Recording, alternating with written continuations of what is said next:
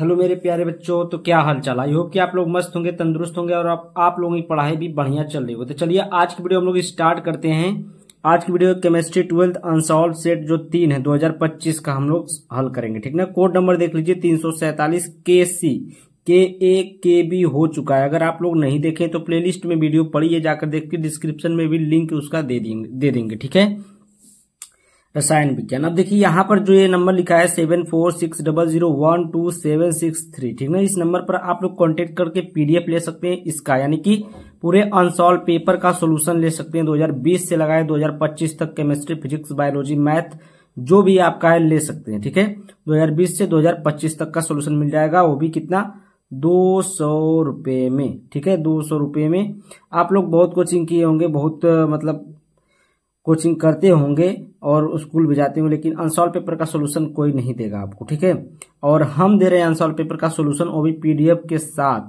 तो 200 रुपये बहुत ज्यादा नहीं है। आप लोग अगर चाहें तो ले सकते हैं, नहीं तो अन्यथा आप लोग इससे ही देखकर नोट बना लीजिए। ठीक है। तो यहाँ पर देखिए प्रश्नोत्तर संख्या 1 है और ये आप लोग जानते हैं MK सर स्टडी चैनल का नाम ही है। यहाँ पर देखिए प्रश्न नंबर 1 का क 10 M यानी कि 10 मोलर HCl के 100 ml को 10 मोलर Na2CO3 के 75 ml के साथ मिलाया गया। ठीक ना।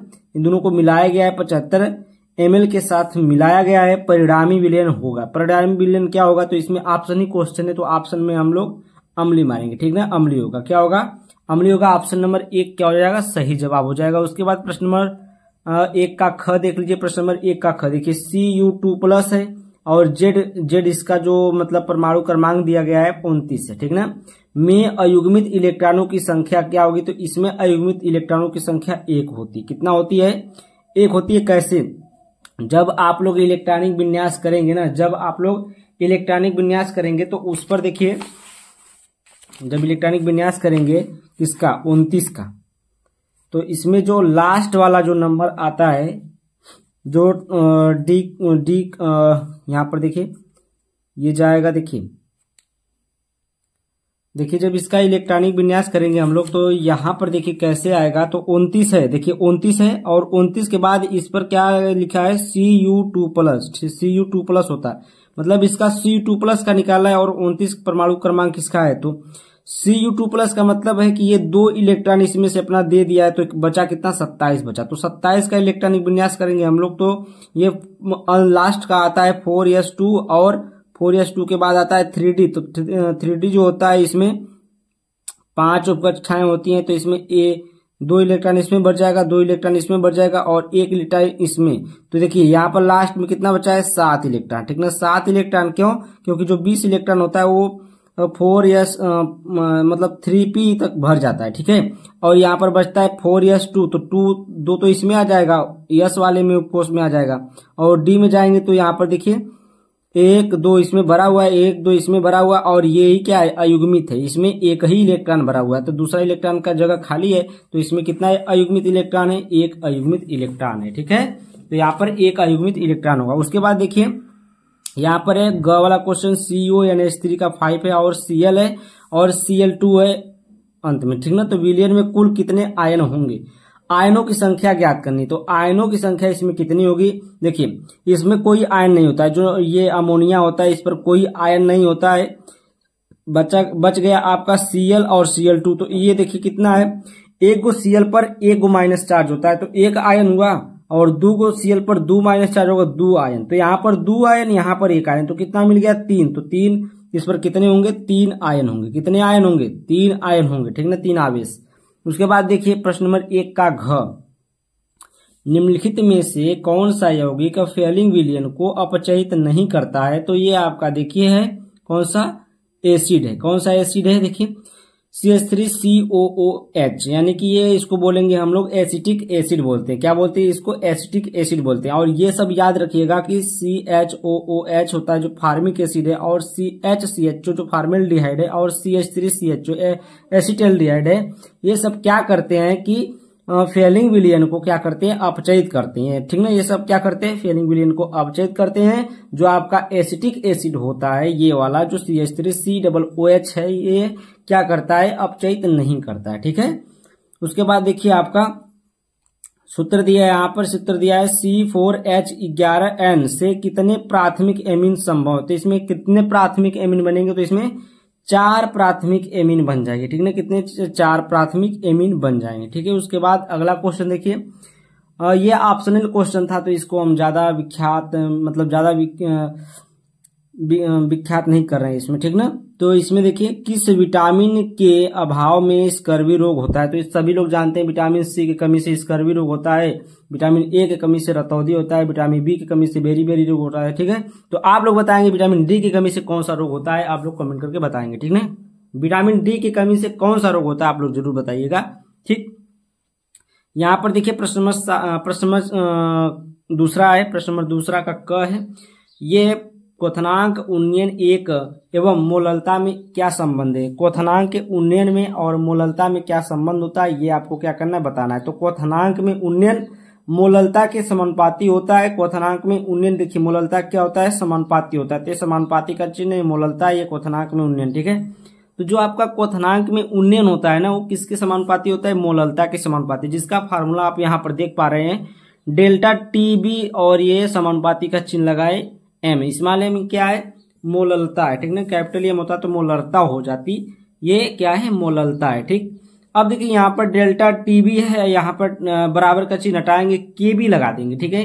केबी क्या है, जो एक मोलल उन्नयन स्थिरांक है। तो केबी क्या है, एक मोलल उन्नयन स्थिरांक है। तो यहाँ पर लगा दिए, जब कोई चिन्ह हटाया जाता है समानुपाती का या अनुपात करें, समानुपाती का कोई चिन्ह हटाया जाता है तो वहां पर कुछ ना कुछ नियतांक लग जाता है, ठीक ना। तो यहाँ पर क्या लगा, मोलल उन्नयन स्थिरांक इसको कहेंगे जो लगा हुआ है। और यम बराबर क्या होता है आपका, स्मॉल डब्ल्यू इंटू 1000 और बटे में capital W into capital M होता है, ठीक है। यानी कि ये आपका मोललता का फार्मूला होता है, मोललता बराबर इतना होता है, ठीक ना। ये भार है गुणे में 1000, ये जो कैपिटल यम है ये क्या है आपका, विलायक का भार है। और ये क्या है आपका, ये विलायक का अणु भार है, ये विलायक का भार है, ये विलेय का भार है, ठीक है। बात समझ में आई यहाँ तक। अब देखिए यहाँ पर इसका जो इकाई होता है, केबी की इकाई जो होती है केजी प्रति मोल होता है, ठीक ना, केजी प्रति मोल होता है। और यहाँ पर देखिए डेल्टा टीबी बराबर आपका क्या हो जाएगा, केबी, और यम के जगह पर यही मान उठाकर रख देंगे। तो KB equal to delta TB equal to KB into में स्मॉल डब्ल्यू इंटू में 1000 बट्टे में कैपिटल यम बटे इंटू कैपिटल डब्ल्यू। ये आपका क्या हो जाएगा, ये फार्मूला हो जाएगा किसका, क्वथनांक में उन्नयन का, ठीक है। क्वथनांक में उन्नयन का फार्मूला हो गया। अगर आपको अवनमन का, हिमांक में अवनमन का फार्मूला निकालना रहेगा तो क्या करना पड़ेगा आपको, यहाँ पर डेल्टा टी एफ कर देंगे, ठीक ना। तो यहाँ पर टीबी की जगह टी एफ कर देंगे और केबी की जगह के एफ कर देंगे, बात सही है। बस यही सब कुछ रहेगा और ये बस फार्मूला में बी की जगह एफ हो जाएगा, बस फार्मूला बन जाएगा। किसका फार्मूला बन जाएगा, हिमांक में अवनमन का फार्मूला बन जाएगा, ठीक है। आगे चले नेक्स्ट पेज पर। अब देखिए यहाँ पर जो आपका क्वेश्चन है, प्रश्न नंबर 2 का ख है, कह रहा है HgCl2 तथा SnCl2 जलीय विलयन में साथ साथ नहीं रह सकते हैं, क्यों। जो HgCl2 होता है और जो SnCl2 होता है, ये दोनों को कह रहा है कि ये दोनों एक साथ जल में क्यों नहीं रह सकते हैं, ठीक ना। तो इनको अब क्यों नहीं रखा जा सकता है, क्यों नहीं, तो यहाँ पर देखिए अभी हम लोग बताते हैं। यहाँ पर HgCl2 जो होता है मर्क्यूरिक क्लोराइड इसको बोलते हैं, और इसको जो बोलते हैं SnCl2 को स्टेनस क्लोराइड बोलते हैं। क्या बोलते हैं, स्टेनस क्लोराइड। यहाँ पर देखिए मर्क्यूरिक क्लोराइड और स्टेनस क्लोराइड जलीय विलयन में साथ साथ नहीं रह सकते हैं, क्योंकि SnCl2 एक मजबूत अपचायक, एक क्या है, एक मजबूत अपचायक क्या एजेंट है, ठीक ना। अपचायक एजेंट कह सकते हैं या फिर ब्रोकर बोल दीजिए इसको, ठीक ना, या फिर दलाल बोल दीजिए इसको। एजेंट का मतलब क्या होता है, एक मतलब मजबूत अपचायक है, ठीक ना, जो अपचायक का कार्य करता है, ठीक। जो HgCl2 जो होता है को अपचयित करता है, ये क्या करता है, SnCl2 HgCl2 को अपचयित कर देगा, इसलिए ये दोनों क्या होंगे, साथ में नहीं रह पाएंगे। SnCl2 HgCl2 को Hg2Cl2 में अपचयित कर देता है, ठीक ना। यहाँ पर समझिए, देखिए जो SnCl2 है ये क्या करेगा, अगर एक साथ रहेंगे तो ये क्या करेगा कि जो HgCl2 है इसको क्या कर देगा, Hg2Cl2 कर देगा, ठीक है, अपचयित कर देता है। और एक रेडॉक्स अभिक्रिया होती है जिसमें दोनों यौगिक नष्ट हो जाते हैं, ठीक ना। यानी कि जब दोनों को जल में घोला जाता है तो ये जो HNCl2 है इसको HgCl2 को HgCl2 नहीं रहने देता है, इसको अपचयित करके Hg2Cl2 बना देता है और दोनों की जो ये वाला जो मतलब ये वाला जो फार्मूला होता है, ये फार्मूला जो होता है नष्ट हो जाता है दोनों का। देखिए HgCl2 से Hg2Cl2 बन गया, तो ये फार्मूला तो खराब हो गया, नष्ट हो गया। यानी कि ये दोनों क्या होते हैं अपने में, मतलब दोनों क्या हो जाते हैं, नष्ट हो जाते हैं, ठीक ना। दोनों मतलब दूसरा कुछ बन जाते हैं, ठीक। जैसे यहाँ पर HgCl2 जो था Hg2Cl2 बन गया, उसी प्रकार से ये भी कुछ बन जाएगा उसी में, ठीक है। अब देखिए यहाँ पर प्रश्न नंबर 2 का ग। प्रश्न नंबर 2 का ग है, उदाहरण द्वारा सिद्ध कीजिए कि CONH3 5Cl और SO4 तथा CONH3 5SO4Cl आयनीकरण समावी हैं, ठीक ना, समाववी हैं। तो इनको क्या करता है, उदाहरण द्वारा हम लोग को सिद्ध करना है। तो यहाँ पर देखिए पहला है क्या है, आयनन समावयवी। आयनन समावयवी में क्या होता है, देखिए जब हम इन्हें जल में घोलते हैं तो विभिन्न आयनों के तौर पर परीक्षण करके इन्हें ज्ञात कर सकते हैं, ठीक ना। इनको क्या करके जल में घोल करके इनको हम लोग ज्ञात कर सकते हैं, जल में घोल करके क्या कर सकते हैं, इन्हें ज्ञात कर सकते हैं परीक्षण द्वारा। और दूसरा यह जल में घोलने पर सफेद अवक्षेप प्रदान करते हैं। दोनों ये क्या करते हैं कि जल में जब घुलते हैं तो दोनों जल में घुलने के बाद क्या करते हैं, सफेद अवक्षेप प्राप्त करते हैं, प्रदान करते हैं। तो यहाँ पर देखिए आयनीकरण करते हैं इन लोगों का, हम दोनों का आयनीकरण करेंगे। देखिए CONH3 का 5 है, ये Cl है, SO4 है, प्लस में BaCl2, ठीक ना। हम क्या ले यहाँ पर BaCl2 लिए हैं। तो अब देखिए BaCl2 से रिएक्शन कराएंगे तो ये क्या करेंगे, देखिए CONH3 5Cl तो ये वही रह गया, लेकिन यहाँ पर जो चेंज हुआ है देखिए BaCl2 से ये SO4 जो होगा इससे क्रिया कर लेगा और Cl2 इसके साथ हो जाएगा, ठीक है, इसके साथ हो जाएगा। तो यहाँ पर देखिए Cl2 हो गया और प्लस में BaSO4 हो गया।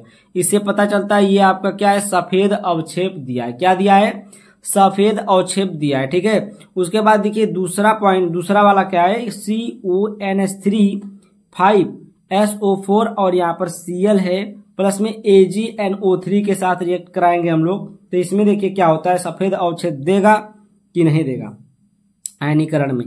तो जब इसका हम लोग आयनीकरण कराएं तो देखिए CONH3 5SO4 यही रह गया और जो Cl है ये किसकी जगह लेगा, NO3 का जगह ले लेगा, ठीक है। और NO3 जो है Cl का जगह लेगा। तो यहाँ पर देखिए NO3 आ जाएगा और यहाँ पर Cl आ जाएगा, ठीक है। तो यहाँ पर ये क्या सफेद अवक्षेप बन गया, दोनों ही सफेद अवक्षेप प्रदान कर रहे हैं, दोनों आयनी समावी हैं, ठीक ना। ये पूछा है, यहाँ पूछा है उदाहरण द्वारा सिद्ध कीजिए कि ये और ये आयनी समावी हैं। तो यहाँ पर हाँ हैं दोनों ही, क्यों, क्योंकि दोनों क्या कर रहे हैं, सफेद अवक्षेप प्रदान कर रहे हैं। ऊपर पहले ही हम बता दिए कि जब हम इन्हें जल में घोलते हैं तो विभिन्न आयनों के तौर पर परीक्षण करके इन्हें ज्ञात कर सकते हैं। यह जल में घोलने पर सफेद अवक्षेप प्रदान करते हैं। तो जब यह सफेद अवक्षेप प्रदान करेंगे तो यह आयनीय समावीय होंगे, ठीक है।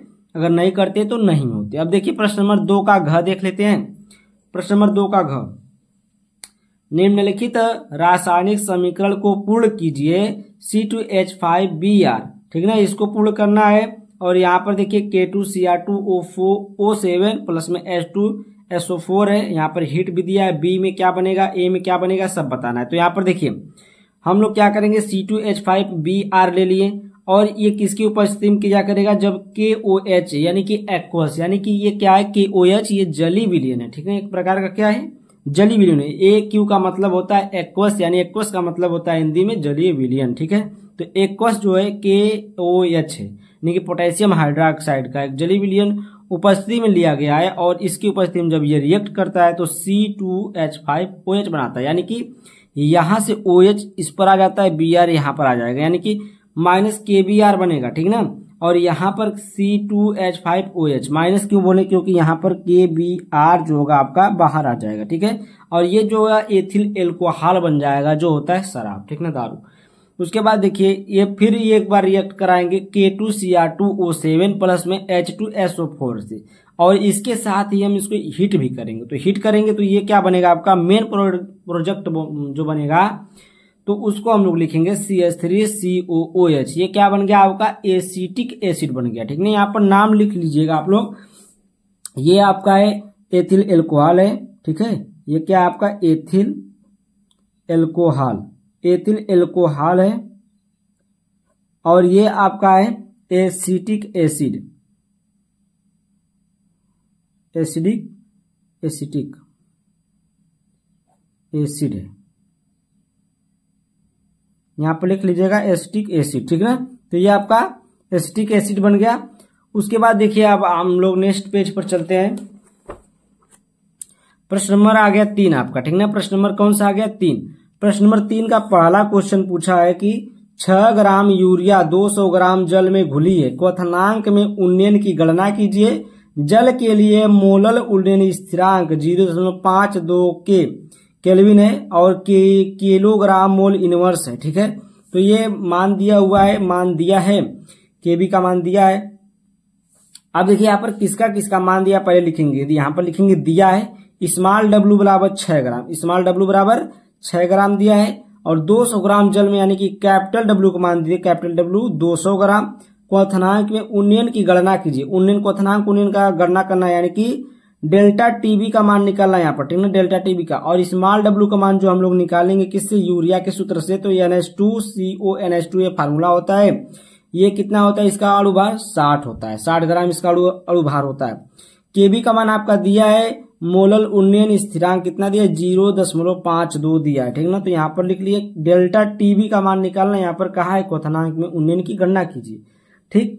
सब पता चल गया क्या क्या दिया है, फार्मूला कौन सा लगेगा पता हो गया ना। डेल्टा टीबी का फार्मूला लगेगा जो फार्मूला अभी पीछे आया था, ठीक है। KB equal to small W into में 1000 बट्टे में ये एम है और ये क्या हो जाएगा कैपिटल डब्ल्यू हो जाएगा, ठीक है। अब एम का जो भार दिया है अब सबका मान रखेंगे यहाँ पर। केबी का मान कितना दिया है 0.52, तो यहाँ पर रखेंगे 0.52। उसके बाद जो स्मॉल डब्ल्यू का मान 6 दिया है 6 रखेंगे, 1000 है सूत्र में तो 1000 रहेगा। उसके बाद जो आपका यम का मान दिया है 60 ग्राम, 60 ग्राम कैसे निकाले पता है ना, इसका अणुभार निकाले। तो एन का होता है 14 और हाइड्रोजन का 2, 14 2 16 और कार्बन का होता है 12 और 16 और 12 28 और इसका होता है 16, 28 और 16 हो जाएगा 8 से 14 यानी कि 44 हो जाएगा। 44 और हो जाएगा ये 14 2 16, 44 और 16 हो जाएगा 60 ग्राम, ठीक है। 60 ग्राम इसका अणुभार हो गया। अब यहाँ पर 60 रखेंगे, यहाँ पर कैपिटल डब्ल्यू का मान कितना 200 ग्राम, तो यहाँ पर 200 लिख दिए, ठीक है। उसके बाद देखिए यहाँ पर हम लोग काटेंगे, इसको कैसे काटेंगे देखते हैं। 1 0 से पहले हम लोग 1 0 काट देंगे, ठीक है। 1 0 से 1 0 काट दीजिए, ठीक है। 6 से काट दीजिए, 6 बचा, जो 6 कम 6 तो 1 1 आ गया। 2 दशमलव तो 2 दशमलव से 2 0 कट जाएगा, 2 0 से क्या हो जाएगा 2 दशमलव कट जाएगा, बचेगा 200 बटे में 52, 52 बटे में 200, ठीक है। तो यहाँ पर क्या हो गया 52 बटे में 200। अब 2 से हम काटेंगे, 2 1 कम 2 तो यहाँ 100 बचेगा और यहाँ पर हो जाएगा 26, यानी कि 26 दूना का 52 होता है। तो यहाँ पर 2 से काटेंगे 26, यहाँ पर 2 से काटेंगे 100, तो यहाँ पर 100 बटे मतलब 26 बटे में 100, ठीक है। कितना आ गया 26 बटे में 100 आ गया। अब यहाँ पर भाग करेंगे 0.26 आएगा इसका आंसर, ठीक है। तो इसका आंसर कितना आ गया 0.26 इसका आंसर आ जाएगा। उसके बाद देखिए हम लोग चलते हैं नेक्स्ट क्वेश्चन पर। प्रश्न नंबर 3 का ख कह रहा है कि निम्नलिखित अभिक्रियाओं में प्रयुक्त अभिकर्मकों के नाम बताइए। क्या करना है, प्रयुक्त जो इसमें अभिकर्मक है उसका नाम बताना है। यहाँ पर बेंजिल एल्कोहल का बेंजोइक अम्ल में परिवर्तन, तो यहाँ पर बेंजिल एल्कोहल आपको लेना है और बेंजोइक मतलब इसमें परिवर्तन करना है, ठीक है। तो यहाँ पर क्या कहा है प्रयुक्त अभिकर्मकों के नाम, अभिकर्मक का नाम बताना है। तो ये वाला जो क्वेश्चन आपका क्वेश्चन में दिया रहा होगा, ठीक है, और ये वाला अभिकर्मक जो होते हैं ये अभिकर्मक होते हैं, तो इनका नाम बताना होता है। अब यहाँ पर देखिए आपको क्या लेना है, यहाँ पर ये क्या है आपका क्या है बेंजिल एल्कोहल, इसको बोलेंगे बेंजिल एल्कोहल। क्या बेंजिल एल्कोहल, क्योंकि बेंजीन पर CH2OH ये एल्कोहल लगा तो इसको क्या बोलेंगे बेंजिल एल्कोहल। इसके जो ये KMNO4 और H2SO4 की उपस्थिति में ऑक्सीकरण ये हो रहा है, ठीक ना। नवजात ऑक्सीजन से क्रिया हो रही है। हम नवजात ऑक्सीजन से क्रिया करेंगे तो ये आपका बन जाता है COOH यहाँ पर हो जाता है। क्या हो जाता है? COOH हो जाता है। तो यहाँ पर क्या बन जाएगा आपका? बेंजोइक अम्ल बन जाएगा। ठीक है, इसको क्या बोलेंगे? बेंजोइक अम्ल बोलेंगे। नाम भी लिख लीजिएगा आप लोग। अभिकर्मक जो आपका होगा क्या हो जाएगा? KMnO4 और ये H2SO4 द्वारा ऑक्सीकरण कराने पर, तो इसका अभिकर्मक क्या होगा आपका? KMnO4 H2SO4 होगा। ठीक है, जो ऊपर जो उपस्थिति में लिया गया वो। ठीक, उसके बाद देखिए दूसरा है ब्यूटेन 2 ओन से ब्यूटेन 2 आल का बनना। तो ब्यूटेन 2 ओन से ब्यूटेन 2 आल कैसे बनेगा? तो यहां पर देखिए ये आपका है ब्यूटेन 2 ओन। ठीक है, कैसे पता है? देखिए यहाँ पर CO ग्रुप है, यानी कि CO क्या होता है? कीटोन होता है। कीटोन में ओन आता है। ठीक ना, तो यहां से हम लोग नंबरिंग करेंगे 1 2 3 4 कार्बन है। 4 कार्बन को हम लोग क्या बोलते हैं? ब्यूटेन बोलते हैं। 4 कार्बन को ब्यूटेन बोलते हैं। और दूसरे पर आपका ये ग्रुप आया है तो इसके लिए 2 ओन लगाएंगे, क्योंकि कीटोन में ओन ग्रुप जुड़ा होता है। ठीक ना, तो ये कीटोन ग्रुप कितने नंबर पर आया है? दूसरे पर आया है, तो 2 ओन इसके लिए लगा दीजिए। अब ये ब्यूटेन 2 ओन हो गया। अब इससे हम लोग क्या बनाएंगे? ब्यूटेन 2 आल कैसे बनाएंगे? तो H2 और Ni दोनों की उपस्थिति लेंगे, तो दोनों की उपस्थिति में क्या बन जाएगा आपका? ब्यूटेन 2 आल बन जाएगा। ठीक ना, आल का मतलब क्या होता है और ओन का मतलब कि CO में डबल बॉन्ड रहेगा। ठीक है, और आल का मतलब एल्कोहल ग्रुप हो जाएगा, OH ग्रुप हो जाएगा। तो यहाँ पर वहां पर क्या हो जाएगा? यहाँ पर एक हाइड्रोजन जुड़ जाएगा, वही क्या हो जाएगा आपका? आल हो जाएगा। ठीक है, अभिकर्मक इसमें कौन सा है? तो अभिकर्मक है आपका H2 और Ni। H2 और क्या है? Ni, ये अभिकर्मक है। अब नेक्स्ट पेज पर चले हम लोग। ये देखिए आपका नेक्स्ट पेज पर है 3 का ग। देखिए क्या कह रहा है कि एथेनॉल को निम्नलिखित यौगिकों में कैसे प्राप्त करेंगे? केवल रासायनिक समीकरण लिखिए। केवल रासायनिक समीकरण लिखना है। एथेनॉल को क्या करना है? 3 हाइड्रोक्सी ब्यूटेनॉल और ब्यूट 2 इन अल में क्या करना है? परिवर्तित करना है। तो ये देखिए एथेनॉल है CH3CHO। ये क्या होता है? एथेनॉल का फार्मूला है CH3CHO। CHO का मतलब ये क्या होता है? एथेनॉल यानी कि एल्डिहाइड ग्रुप का है। ठीक ना, एल्डिहाइड। CHO क्या है? एल्डिहाइड है। और CH3CH ये क्या है? इसको बोल सकते हैं एसिटाल्डिहाइड। ठीक ना, और ये क्या है? CH3CHO नॉर्मल एथेनॉल भी इसको बोलते हैं। अब इसको हम लोग डाइल्यूट NaOH यानी कि ये सांद्र करें, डाइल्यूट करें। ठीक ना, तनु NaOH में लिया गया है। ठीक ना, तनु NaOH है जिसमें हम लोग एल्डोल कंडेंसेशन कराएंगे। एल्डोल कंडेंसेशन का मतलब समझ रहे हैं? एल्डोल संघनन जो होता है उसके मतलब उपस्थिति में ये करा रहे हैं। ठीक है, तो यहाँ पर CH3CHO डाइल्यूट NaOH लिए हैं और एल्डोल संघनन जैसे होता है उसी प्रकार से इसको कराएंगे। तो यहाँ पर होगा बनेगा क्या आपका? CH3CH CH2 CHO और यहाँ पर OH ग्रुप लगेगा। 1 2 तीसरे नंबर पर OH ग्रुप लग जाएगा। ठीक ना, तो इसका नाम हो जाएगा 3 हाइड्रोक्सी ब्यूटेनॉल। इसका नाम क्या हो जाएगा? 3 हाइड्रोक्सी ब्यूटेनॉल इसका नाम हो जाएगा। ठीक है, यहां तक समझ में आया? कहा क्या था? एथेनॉल को किसमें? यौगिक में कैसे प्राप्त करेंगे? निम्नलिखित यौगिक में, यानी कि 3 हाइड्रोक्सी ब्यूटेनॉल में। तो ये क्या हो गया? 3 हाइड्रोक्सी ब्यूटेनॉल में परिवर्तित हो गया। उसके बाद देखिए अब इसमें किसमें करना है? ब्यूट 2 इन अल में करना है। ब्यूट 2 इन अल में, तो यहाँ पर देखिए वही लेंगे, क्या लेंगे? एथेनॉल लेंगे और डाइल्यूट NaOH और कुछ नहीं लेंगे। डाइल्यूट NaOH यानी कि तनु NaOH लेंगे और यहाँ पर क्या हो जाएगा? CH3CH और यहाँ पर OH है, यहाँ पर CH2, यहाँ पर CHO। फिर एक बार इसको हम लोग क्या करेंगे? हीट करेंगे, इसमें से वाटर निकालेंगे। तो यहाँ पर हम लोग हीट कर देंगे। इसको हीट करेंगे तो यहाँ से देखिए वाटर निकल जाएगा और ये वाटर जो निकलेगा यहाँ से OH निकलेगा और यहाँ से एक हाइड्रोजन निकलेगा। ठीक ना, एक हाइड्रोजन और एक OH मिलकर के H2O बन जाएगा। ठीक है, और ये वाला जो बांड होगा इस पर आकर के डबल बांड बना लेगा। ठीक है, तो यहाँ पर देखिए यहाँ पर डबल बांड बना लेगा, CH3CH डबल बांड CH और ये CHO बन जाएगा। तो ये हो जाएगा ब्यूट 2 इनल। तो यहाँ पर क्या हो जाएगा? ब्यूट 2 इन अल बनाना था, तो जो आपको बनाना था वो बन गया। ठीक है, यहाँ पर देख लीजिएगा ध्यान से, CH3CH डबल बांड CH और यहाँ पर CHO, ब्यूट 2 इन अल। उसके बाद लास्ट क्वेश्चन इसमें का 3 का घ। देखिए कीटोन फेलिंग विलयन तथा टॉलिन अभिकर्मक को अपचयित नहीं करते, जबकि फ्रक्टोज जिसमें कीटोन समूह होता है कर देता है। क्यों? देखिए ये बात बढ़िया क्वेश्चन है। कह रहा है कि जो कीटोन होता है वो फेलिंग विलियन को टालेन अभिकर्मक, जो फेलिंग विलियन होता है और टालेन अभिकर्मक होता है उसको क्या करता है, अपचयित नहीं करता है। ठीक है, जबकि फ्रक्टोज को अपचयित करता है। लेकिन जो फेलिंग विलियन और टालेन अभिकर्मक है इसमें भी कीटोन होता है। इसमें भी कौन सा ग्रुप होता है, इसमें भी आपका जिसमें कीटोन समूह होता है, ठीक ना, उसको क्या कर देता है किसमें, अपचयित कर देता है। और इनको नहीं करता है, क्यों नहीं करता है, चलिए देखते हैं। कीटोन जो होता है सामान्यतः फेलिंग विलियन और टालेन अभिकर्मक को अपचयित नहीं करता है। जो सामान्यतः जो होते हैं टालेन अभिकर्मक और फेलिंग विलियन जो होते हैं उनको क्या करता है, सामान्यतः अपचयित नहीं करता है। लेकिन फ्रक्टोज में कीटोन समूह होने के बावजूद यह उन्हें अपचयित कर देता है। ऐसा इसलिए है क्योंकि क्षारीय माध्यम में फ्रक्टोज का एनोलाइजेशन होता है। ठीक ना, क्या होता है यहाँ पर, क्षारीय माध्यम में जो फ्रक्टोज होता है उसका एनोलाइजेशन होता है, जिसके कारण यह ग्लूकोज और मैनोज जैसे एल्डिहाइड में परिवर्तित हो जाता है। एनोलाइजेशन के कारण क्या होता है, यह ग्लूकोज और मैनोज जैसे एल्डिहाइड में क्या होते हैं, परिवर्तित हो जाता है। एल्डिहाइड फेलिंग विलियन और टालिन अभिकर्मक को अपचयित करने में सक्षम होते हैं, जिसके कारण फ्रक्टोज भी ऐसा करता है। ठीक है, इसके कारण क्या होता है, जो फ्रक्टोज भी ऐसा करता है, यानी कि फ्रक्टोज में कीटोन समूह होता है। ठीक है, तो उसको क्या करता है, लेकिन उसको भी क्या कर देता है, अपचयित कर देता है। अब इसको आप लोग ध्यान से पढ़ लीजिएगा एक बार। ठीक है, यहाँ पर देखिए प्रश्न नंबर 4 का क है, पराशर दाब की परिभाषा लिखना है। पराशर दाब की परिभाषा लिखिए।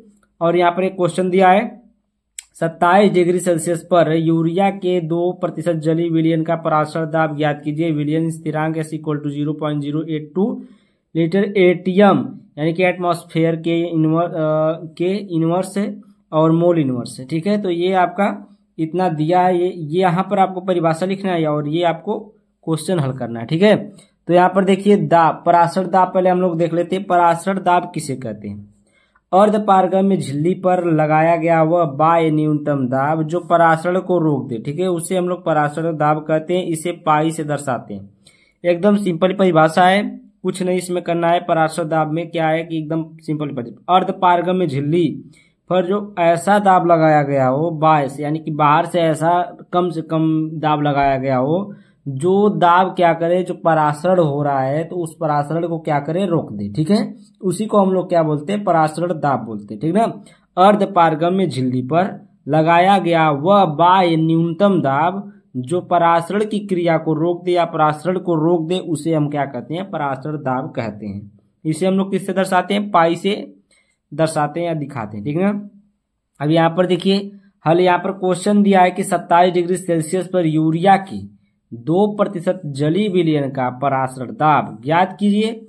विलयन स्थिरांक S = दिया है 0.082। ठीक है, इतना दिया है। अब देखिए यहाँ पर पहले हम लोग क्वेश्चन में लिखेंगे, हल लिखेंगे, फिर लिखेंगे यहाँ पर दिया है, क्या दिया है, भार दिया है, कितना परसेंट दिया है, 2% दिया है। ठीक ना, अर्थात 100 ml विलयन में 2 ग्राम यूरिया, यानी कि अगर देखिए पूरा विलयन कितना है, 100% का होता है। पूरा विलयन कितना का होता है, 100% का पूरा विलयन हो गया। अब इसमें क्या कह दिया, 2% आपका जो है विलयन में 2 ग्राम यूरिया है। ठीक ना, 2 ग्राम यूरिया है। मोलर द्रव्यमान यूरिया का कितना होता है, 60 होता है। अब इसका सूत्र जो होता है NH2CONH2 सूत्र होता है, इससे आप लोग मोलर द्रव्यमान निकाल सकते हैं। हम मोलर द्रव्यमान कई बार निकाले हैं, तो यहाँ पर हम लिखे हैं, इसको याद किए। ठीक है, आप लोग भी इसको याद कर लीजिएगा। जो यूरिया का मोलर द्रव्यमान होता है आपके पेपर में जब आ जाएगा तो ये आपको याद रहेगा तो हो जाएगा, नहीं तो टाइम लगेगा निकालने में। तो यहाँ पर 60 होता है। ठीक है, यूरिया का मोलर द्रव्यमान कितना होता है, 60 होता है। ठीक, अब यहाँ पर आ गया। और देखिए तापमान जो टेम्परेचर दिया है कितना, 27 डिग्री सेल्सियस दिया है। यहाँ पर देखिए ऊपर यहाँ पर 27 डिग्री सेल्सियस दिया है टेम्परेचर। अब इसको हम लोग केल्विन में चेंज करने के लिए क्या करते हैं, 273 से प्लस कर देते हैं उसमें। ठीक है, तो 27 + 273 करेंगे तो ये 300 हो जाएगा केल्विन में चेंज। केल्विन में हो गया चेंज। उसके बाद देखिए आपका हो जाएगा तापमान T कितना हो जाएगा, 300। अब देखिए गैस नियतांक जो होता है R = यहाँ पर मान दिया है, R कहिए चाहे S कहिए, बात एक ही है। ठीक है, तो यहाँ पर क्या है, यहाँ पर 0.0821 होता है। R का मान कितना होता है, 0.0821 होता है। और यहाँ पर आर कहिए चाहे यस कहिए, अभी हम आपको बताएं ना, कहीं कहीं यस लिखा रहता है, कहीं कहीं आर लिखा रहता है। तो यहाँ पर क्वेश्चन में यस लिखा था, यहाँ तो आर हम लिख लिए, कोई बात नहीं है। आप लोग यस भी लिख सकते हैं, आर भी लिख सकते हैं। विलियन की आयतन जो है 100 मिलीलीटर है। 100 मिलीलीटर का मतलब अगर लीटर में हम लोग चेंज करेंगे तो ये 0.1 लीटर आएगा, ठीक ना। क्योंकि जब ml में कोई चीज होता है तो जब उसको लीटर में करते हैं तो 1000 से हम लोग क्या करते हैं, भाग कर देते हैं। जब 1000 से भाग करेंगे तो 1 2 3 अंक के बाद जीरो लगेगा यहाँ पर, तो यहाँ पर देखिए दशमलव लगेगा, यहाँ पर दशमलव लगा, यहाँ पर दशमलव लगेगा, ठीक है। तो 1.1 आ जाएगा, अरे 0.1 आ जाएगा लीटर में। अब देखिए हम लोग कुछ नहीं करेंगे, यूरिया का मोल निकालेंगे। यूरिया का मोल कैसे निकालते हैं, यूरिया का जो भार दिया होता है उससे बटे में अणु भार से भाग कर देते हैं, ठीक ना। भार बटे अणु भार करेंगे तो 2/60, 2 बटे कितना 60, तो 2 से इसको जब काटेंगे इसमें भाग करेंगे तो 0.0333 मोल आएगा, ठीक ना। कितना आएगा, 0.033 मोल आएगा, क्योंकि 2 बहुत कम है, ठीक ना, और 60 जो है ज्यादा है, तो 60 से भाग करेंगे 2 में तो 0.033 आएगा। मोलर सांद्रता सी का मान हम लोग निकालेंगे। यहाँ पर सी का मान क्यों निकाल रहे हैं, क्योंकि जो फार्मूला होता है, देखिए यहाँ पर पराशर दाब का जो फार्मूला होता है पाई इक्वल टू CRT होता है। तो जब सी का आपको मान पता रहेगा तभी तो यहाँ पर रखेंगे। तो मोलर सांद्रता हम लोग सी बराबर निकाल लेते हैं, क्या होता है, मोलों की संख्या बटे में आपका जो आपका लीटर आया था, जो आयतन है उससे हम लोग क्या करेंगे, भाग करेंगे, ठीक ना।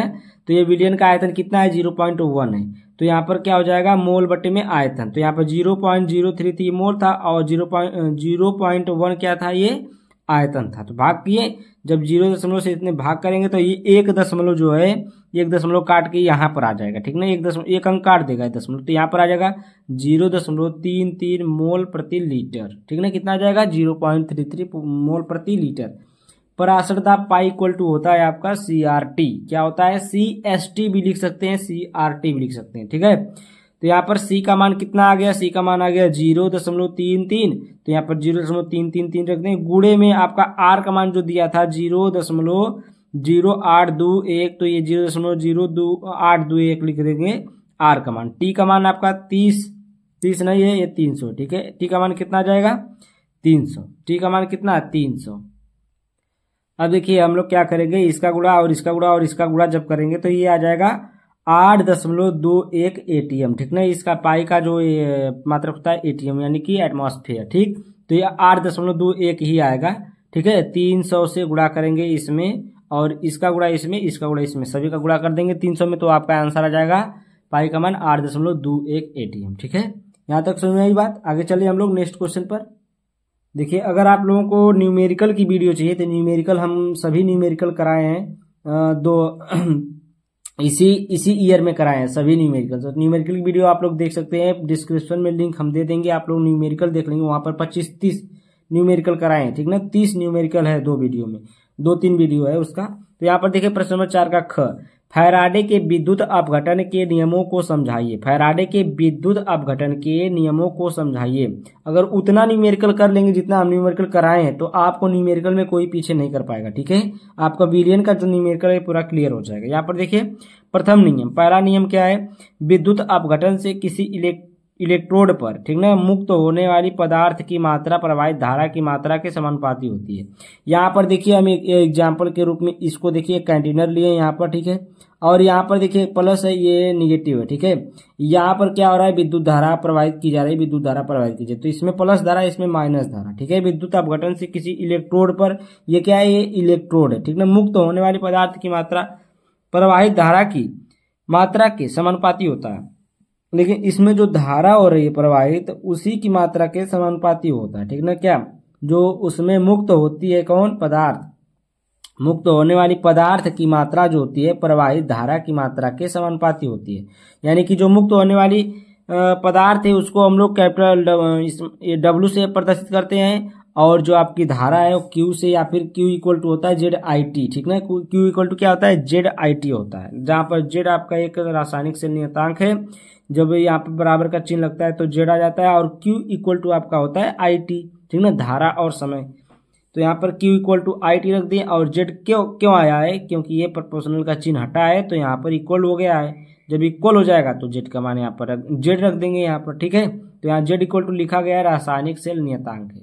और इसमें जो है इसमें मान लीजिए जो Na+Cl माइनस, यानी कि ये प्लस वाला जो है मान लीजिए Na, और यहाँ पर देखिए जो ये माइनस वाला है ये Cl है। तो विद्युत अपघट्य NaCl, यानी कि इसमें जो सेल लिया गया है इसमें Na+Cl माइनस है, तो यहाँ पर प्लस चार्ज यहाँ पर माइनस चार्ज है। तो इसमें जब विद्युत धारा प्रवाहित की जा रही है और इसमें जो मुक्त होने वाली जो पदार्थ है, ठीक ना, वो क्या है, धारा की मात्रा के समानुपाती होता है। ठीक है, तो Q के W समानुपाती Q होता है।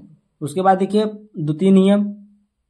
द्वितीय नियम क्या कहता है, यदि विद्युत धारा की मात्रा को भिन्न भिन्न विद्युत अपघट्यों में प्रवाहित की जाए तो इलेक्ट्रोडों पर एकत्रित भिन्न भिन्न पदार्थों का मात्राएं उनके तुल्यांकी भार के समानुपाती होती है। ठीक है, क्या कर रहा है कि यदि विद्युत धारा की जो मात्रा है, विद्युत धारा की मात्रा को भिन्न भिन्न विद्युत अपघट्यों में प्रवाहित की जाए तो इलेक्ट्रोडों पर एकत्रित भिन्न भिन्न पदार्थों का मात्राएं उनके तुल्यांकी भार के समानुपाती होता है। तुल्यांकी भार को हम लोग E से दर्शाते हैं। तो एक थे इसमें क्या होता है, W1 होता है और W2 होता है, ठीक ना, क्योंकि इसमें दो भिन्न भिन्न क्या की जा रही है, विद्युत धारा की मात्रा के भिन्न भिन्न विद्युत अपघट्यों से प्रवाहित की जाए तो इलेक्ट्रोडों पर एकत्र भिन्न भिन्न पदार्थ हो, यानी कि इनमें जो पदार्थ है वो भिन्न भिन्न है और तुल्यांकी भार भी क्या होंगे, भिन्न भिन्न। तो यहाँ पर W1 समानुपाते E1 और यहाँ पर W2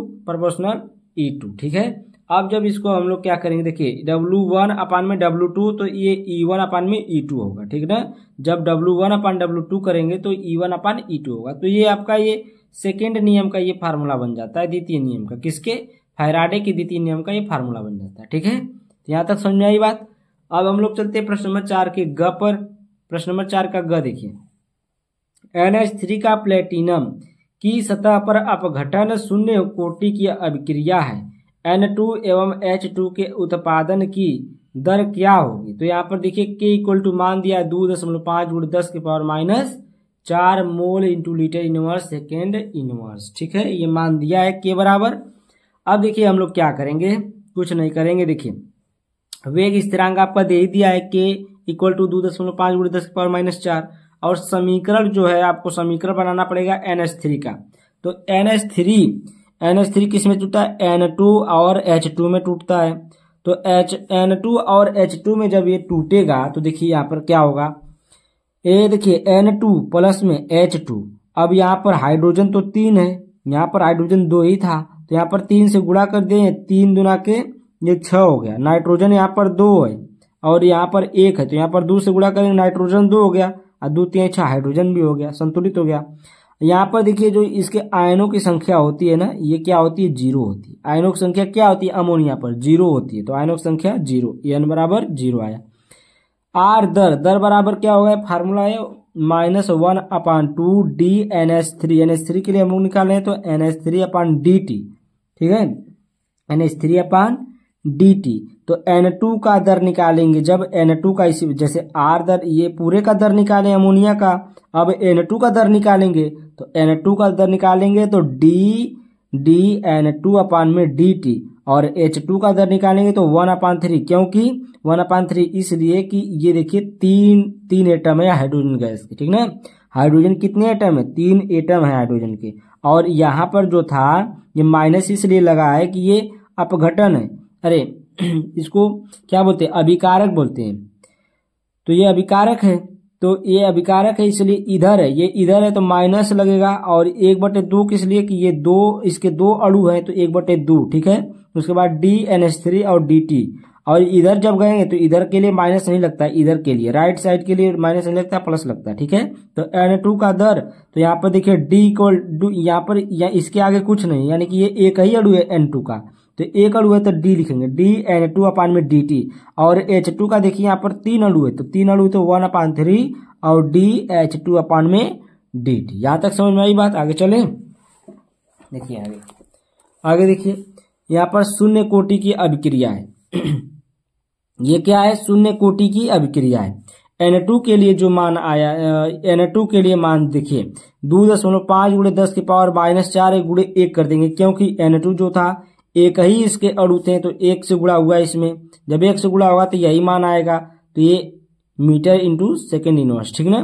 फिर H2 के लिए निकालेंगे तो 1/3, क्योंकि जो H2 था वो 3 अणु थे इसके, तो 1/3 2.5 गुणे 10⁻⁻4। तो इससे जब इसमें भाग किया जाएगा तो 7.5 आएगा, ठीक है। 7.5 गुणे 10⁻⁻4 मीटर इंटू सेकेंड आएगा। तो यहाँ तक आपको समझ में आई बात। अगर ये वीडियो आपको पसंद आई हो, ये क्वेश्चन देखिए बहुत बहुत पूछता नहीं है, 1-2 बार ये क्वेश्चन पूछ दिया है, तो ये क्वेश्चन पहली बार ऐसा आया इसमें। यहाँ पर देखिए प्रश्न नंबर 4 का घ, निम्नलिखित आयन के जलीय विलयन का रंग लिखिए। जो आपका Zn+2 है, Cu+2 है, Fe+2 है, तो ये जितने भी यहाँ पर आयन दिए गए हैं उनका क्या लिखना है, जलीय विलयन का रंग लिखना है। तो यहाँ पर देखिए Zn2+ आयन के जलीय विलयन का रंग, ठीक है ना, Zn2+ आयन के जलीय विलयन का रंग। तो यहाँ पर देखिए Zn2+ आयन का जलीय विलयन रंगहीन होता है। ऐसा इसलिए है क्योंकि Zn2+ आयन में d ऑर्बिटल पूर्ण रूप से भरे होते हैं, ठीक ना। यहाँ पर कह रहा है कि Zn2+ जो है इस आयन का जो जलीय विलयन रंग होता है वो रंगहीन होता है, ठीक ना। ये Zn2+ क्या होता है, रंगहीन होता है, यानी कि इसमें कोई रंग नहीं होता है। ऐसा इसलिए है क्योंकि Zn2+ आयन में d ऑर्बिटल पूर्ण रूप से भरे होते हैं। इनका जो d ऑर्बिटल होता है, d उपकोष जो होता है, ये पूरी तरीके से भरे होते हैं, यानी कि इनका जो d होता है ना, d यानी कि 1s2 2s2 ऐसे करते जाएंगे तो एक d ऑर्बिटल आएगा जिनमें 5 उपकक्षाएं होती हैं। वो 5 उपकक्षाएं 2-2 इलेक्ट्रॉन से भरी होती हैं, ठीक ना। इसलिए ये ऑर्बिटल पूर्ण रूप से भरे होते हैं और इसमें कोई भी अयुग्मित इलेक्ट्रॉन नहीं होता है जो दृश्य प्रकाश के अवशोषण में योगदान कर सके। इसमें ऐसा कोई अयुग्मित इलेक्ट्रॉन नहीं होता है जो दृश्य प्रकाश के अवशोषण में योगदान, यानी कि यही कहने का मतलब है कोई अयुग्मित इलेक्ट्रॉन नहीं होता है इसमें, यानी कि एक सिंगल इलेक्ट्रॉन नहीं भरा जाता है जैसे इस प्रकार से बनाया जाता है 1 2 3 4 5। तो इसमें एक इलेक्ट्रॉन, इसमें एक इलेक्ट्रॉन, एक इलेक्ट्रॉन, एक इलेक्ट्रॉन, एक इलेक्ट्रॉन, अगर इस तरीके से भरा जाएगा तो ये अयुग्मित इलेक्ट्रॉन है। और इस प्रकार से 2-2 इलेक्ट्रॉन, इस प्रकार से 2-2 इलेक्ट्रॉन भरा जाएगा तो इसमें देखिए कोई भी इलेक्ट्रॉन नहीं है। तो जो Zn होता है ना, उसमें एक भी उपकोष खाली नहीं होता है, इसलिए यह अयुग्मित इलेक्ट्रॉन नहीं रखता अपने पास जो दृश्य प्रकाश के अवशोषण में योगदान कर सके। ठीक, आई बात समझ में। आगे चलते हैं। यहाँ पर देखिए Cu2+ आयन के जलीय विलयन का रंग, Cu2+ आयन का जलीय विलयन हल्का नीला होता है। कैसा होता है, हल्का नीला होता है, ब्लू स्काई मान लीजिए, हल्का नीला होता है, ठीक है। यह रंग डी संक्रमण के कारण होता है। किसके कारण होता है, डी संक्रमण, डी और डी संक्रमण के कारण होता है, जो डी ऑर्बिटर में इलेक्ट्रॉनों की ऊर्जा स्तर में परिवर्तन से उत्पन्न होता है, ठीक ना। यह क्या होता है कि जो इसका डी ऑर्बिटल होता है, Cu का, कॉपर का जो डी ऑर्बिटल होता है, उसी में इलेक्ट्रॉनों के ऊर्जा स्तर में जो परिवर्तन होता है उसी से यह उत्पन्न होता है। Cu2+ आयन में डी ऑर्बिटल में अयुग्मित इलेक्ट्रॉन होते हैं। Cu जो 2+ होते हैं उसमें क्या होते हैं, अयुग्मित इलेक्ट्रॉन। जैसे इसमें भरा हुआ था, इसमें अयुग्मित इलेक्ट्रॉन रहेंगे, ठीक ना। अयुग्मित इलेक्ट्रॉन होते हैं जो रंगीन आयन होने का कारण बनता है, ठीक ना। तो इसमें क्या होता है, रंगीन आयन होता है, ठीक ना। कैसा, हल्का नीला होता है। अब देखिए उसके बाद तीसरा, इसमें Fe2+ आयन के जलीय विलयन का रंग। तो इसके आयन के जलीय विलयन का रंग देखिए, Fe2+ आयन का जलीय विलयन हल्का हरा होता है। ये क्या होता है, हल्का हरा होता है, ठीक ना। Fe2+ आयन लाल रंग का प्रकाश अवशोषित करता है और उसके पूरक रंग हल्का हरा प्रकाश उत्सर्जित करता है, ठीक ना। यानी कि जो इसका पूरक रंग है आपका हल्का हरा रंग का, ये क्या करता है, हल्का हरा प्रकाश उत्सर्जित करता है, ठीक ना। यानी कि ये कैसा रंग अवशोषित करता है, यह लाल रंग को अवशोषित करता है।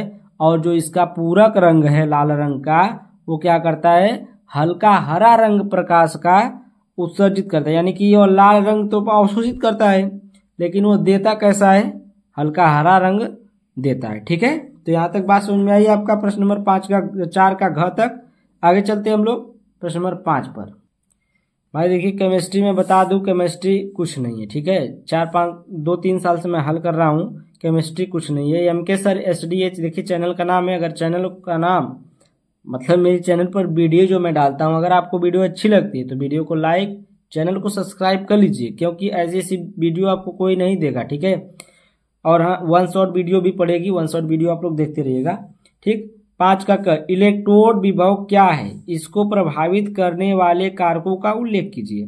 इलेक्ट्रोड विभव देखिए, किसी धातु को उसके आयनों के संपर्क में रखने पर बने इलेक्ट्रोड के इलेक्ट्रॉन त्यागने का ग्रहण करने की प्रवृत्ति एवं उनके मध्य हुई रिडॉक्स अभिक्रिया के कारण उत्पन्न विभव इलेक्ट्रोड विभव कहलाता है, ठीक ना। कह रहा है कि किसी धातु को उसके आयनों के संपर्क में रखने पर, कोई धातु है, उसी के आयन, मान लीजिए कोई धातु है, ठीक है, धातु ले लिए, उसका आयन जो होता है प्लस निगेटिव चार्ज जो होता है, ठीक है, उसी का रहा है। कोई किसी धातु को उसके आयनों के संपर्क में रखने पर इलेक्ट्रोड के इलेक्ट्रॉन, जो इलेक्ट्रोड के इलेक्ट्रॉन होते हैं, इलेक्ट्रॉन जो होता है त्यागने या ग्रहण करने की प्रवृत्ति, उसमें क्या होता है, कुछ धातु में इलेक्ट्रॉन की कमी होती है तो कुछ धातु में इलेक्ट्रॉन की बढ़ोतरी होती है। तो उसी इलेक्ट्रॉन को देने या लेने की बात कर रहा है। इलेक्ट्रॉन त्याग रहा है यानी कि दे रहा है, या ग्रहण कर रहा है यानी कि ले रहा है, करने की प्रवृत्ति एवं उनके मध्य हुई रेडॉक्स अभिक्रिया के कारण उत्पन्न विभव इलेक्ट्रोड, उनके बीच में जो लेन देन है इलेक्ट्रॉनों का, उसी को हम लोग रेडॉक्स अभिक्रिया कहते हैं, ठीक है। तो उसी को हम लोग रेडॉक्स अभिक्रिया कारण जो उत्पन्न होता है विभव, उसी को हम लोग इलेक्ट्रोड विभव कहते हैं, ठीक है। एकदम सिंपल परिभाषा, कोई कुछ नहीं इसमें है ज्यादा। आगे देखिए, इलेक्ट्रोड विभव के कारक का उल्लेख यानी कि निर्भरता या उल्लेख कहिए। तो यहाँ पर देखिए धातु की प्रकृति, धातु की प्रकृति क्या है, धातुओं की इलेक्ट्रॉन मुक्त करने की प्रवृत्ति यानी कि यहाँ विद्युत धनात्मकता एवं इलेक्ट्रॉन ग्रहण करने की प्रवृत्ति यानी कि विद्युत ऋणात्मकता पर इलेक्ट्रोड विभव निर्भर करता है, ठीक ना। जो इलेक्ट्रोड विभव होता है वह धातुओं की प्रवृत्ति पर निर्भर करता है, जैसे कि विद्युत धनात्मकता हो गया, विद्युत ऋणात्मकता हो गया। यानी कि धातु क्या है, विद्युत धनात्मकता, यानी कि ये अगर धनात्मकता है तो वो क्या करेगा, अपनी 2 इलेक्ट्रॉन को देगा किसी को, अगर वह ऋणात्मकता है तो वह किसी से इलेक्ट्रॉन को लेगा, ठीक है। तो उसी पर निर्भर करता है धातु की प्रकृति। अब देखिए विलयन में धातु आयन का सांद्रण, विलयन में धातु आयन का सांद्रण, इलेक्ट्रोड विभव विलयन में धातु आयनों की सांद्रता पर निर्भर करता है, ठीक ना। जो आपका इलेक्ट्रोड विभव है ये किस पर निर्भर करता है, विलयन में जो धातु आयन की सांद्रता होती है उस पर निर्भर करता है, ठीक है।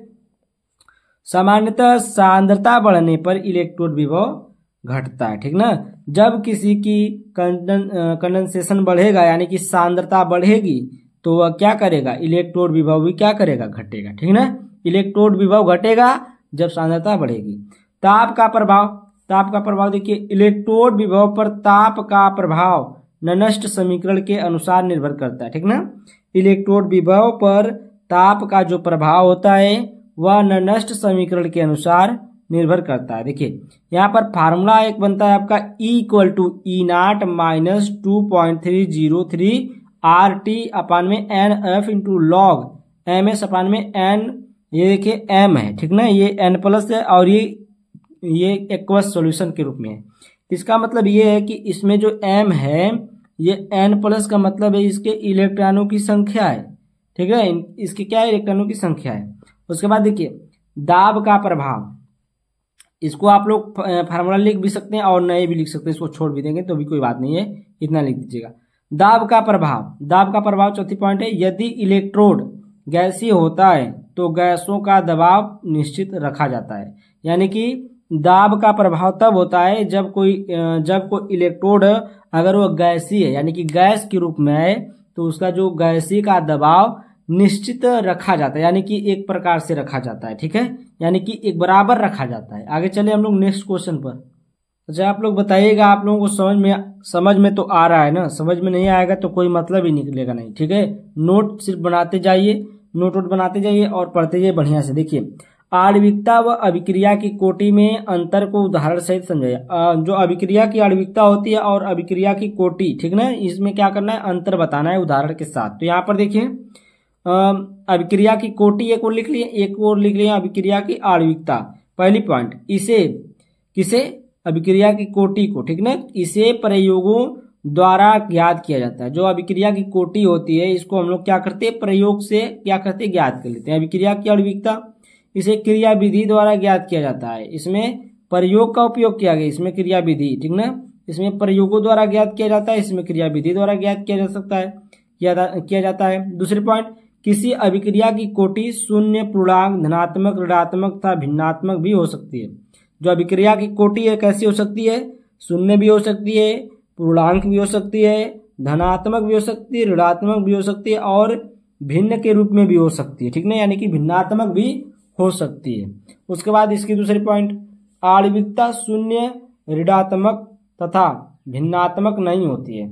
जो आणविकता होगी वो शून्य नहीं होगी, ऋणात्मक भी नहीं होगी और भिन्न के रूप में भी नहीं होगी, भिन्नात्मक भी नहीं होगी, ठीक है। तीसरी पॉइंट, कोटि सरल व जटिल दोनों प्रकार की अभिक्रिया का ज्ञात किया जा सकता है, यानी कि किसी भी अभिक्रिया का कोटि ज्ञात कर सकते हैं, चाहे वो कठिन हो चाहे वो सरल हो, ठीक है, यानी कि बहुत जटिल हो चाहे बहुत सरल हो, ठीक है, दोनों अभिक्रियाओं को कोटि ज्ञात की जा सकती है। आणविकता केवल सरल तथा प्रारंभिक अभिक्रियाओं का ज्ञात किया जा सकता है, यानी कि जो आणविकता है या जटिल अभिक्रियाओं की आणविकता नहीं ज्ञात कर सकते हैं, सिर्फ किसकी ज्ञात करेंगे, केवल सरल और जो प्रारंभिक अभिक्रिया होंगी, शुरुआती अभिक्रिया, उसकी ज्ञात कर सकते हैं आणविकता, ठीक है। चौथी पॉइंट है, यह एक प्रायोगिक मान होता है। जो आपकी आणविकता होती है क्या होती है, यह क्या होती है, एक प्रायोगिक मान होता है, ठीक है। यह एक सैद्धांतिक मान होता है। जो आणविकता होती है क्या होती है, यह एक सैद्धांतिक मान होता है, ठीक है। पांचवी पॉइंट, कोटि अभिक्रिया के वेग तथा अभिकारक अणुओं सांद्रता के बीच संबंध बताता है। जो कोटि होती है यह क्या करता है, अभिक्रिया के वेग तथा अभिकारक अणुओं सांद्रता के बीच संबंध बताता है। अभिक्रिया में भाग लेने वाले अणुओं की संख्या को बताता है। यह क्या करता है, जो आणविकता होती है, जो अभिक्रिया में भाग लेते हैं उन्हीं के अणुओं की संख्या को बताता है कि कितने अणु भाग ले रहे हैं, 2 अणु, 3 अणु, 4 अणु, कितने अणु इसमें भाग ले रहे हैं, ठीक ना, उनकी संख्या को बताता है। अब देखिए प्रश्न नंबर 5 का ग आते हैं। प्रश्न नंबर 5 का ग, निम्नलिखित के IUPAC नाम लिखिए। किसका किसका, K3AlF6। इसका देखिए K3 का मतलब यहाँ पर कुछ भी रहे, K रहे चाहे कुछ भी रहे, तो यहाँ पर उसका नाम सिंपली लिख देते हैं। तो यहाँ पर सिंपली लिख दें पोटेशियम है। क्या है ये, पोटेशियम। अब ये कितना है वो नहीं लिखना है, ये 3 है तो ट्राई नहीं लिखेंगे, ठीक है। सिर्फ यहाँ पर सिंपल नाम लिखेंगे पोटेशियम, चाहे 2 हो चाहे 4 हो चाहे 3 हो, ठीक है, तो सिंपल लिख देंगे पोटेशियम। अब यहाँ पर देखिए Al एल्युमिनियम है, F6 है और ये क्या है 6 बार है, तो यह 6 को क्या लिखते हैं, हेक्सा लिखते हैं। और ये क्या है, ये क्या है आपका F है, यानी कि फ्लोरीन है, ठीक ना। फ्लोरीन को हम लोग क्या लिखते हैं, फ्लोरो लिखते हैं, तो हेक्सा फ्लोरो लिखेंगे। तो पोटेशियम हेक्सा फ्लोरो एल्यूमिनेट, ये क्या है, एल्यूमिनेट। एल्यूमिनेट में ये 8 कब लगाते हैं, 8 कब लगाते हैं पता है, 8 कब लगाएंगे, जब यहाँ पर कोई धातु रहेगा, आगे कोई धातु रहेगा तो यहाँ पर 8 लगाते हैं। क्या लगाते हैं, 8 लगाते हैं। तो यहाँ पर देखिए एल्यूमिनेट लगाएं और इसकी ऑक्सीकरण संख्या निकाल करके यहाँ पर लिख देंगे 3rd।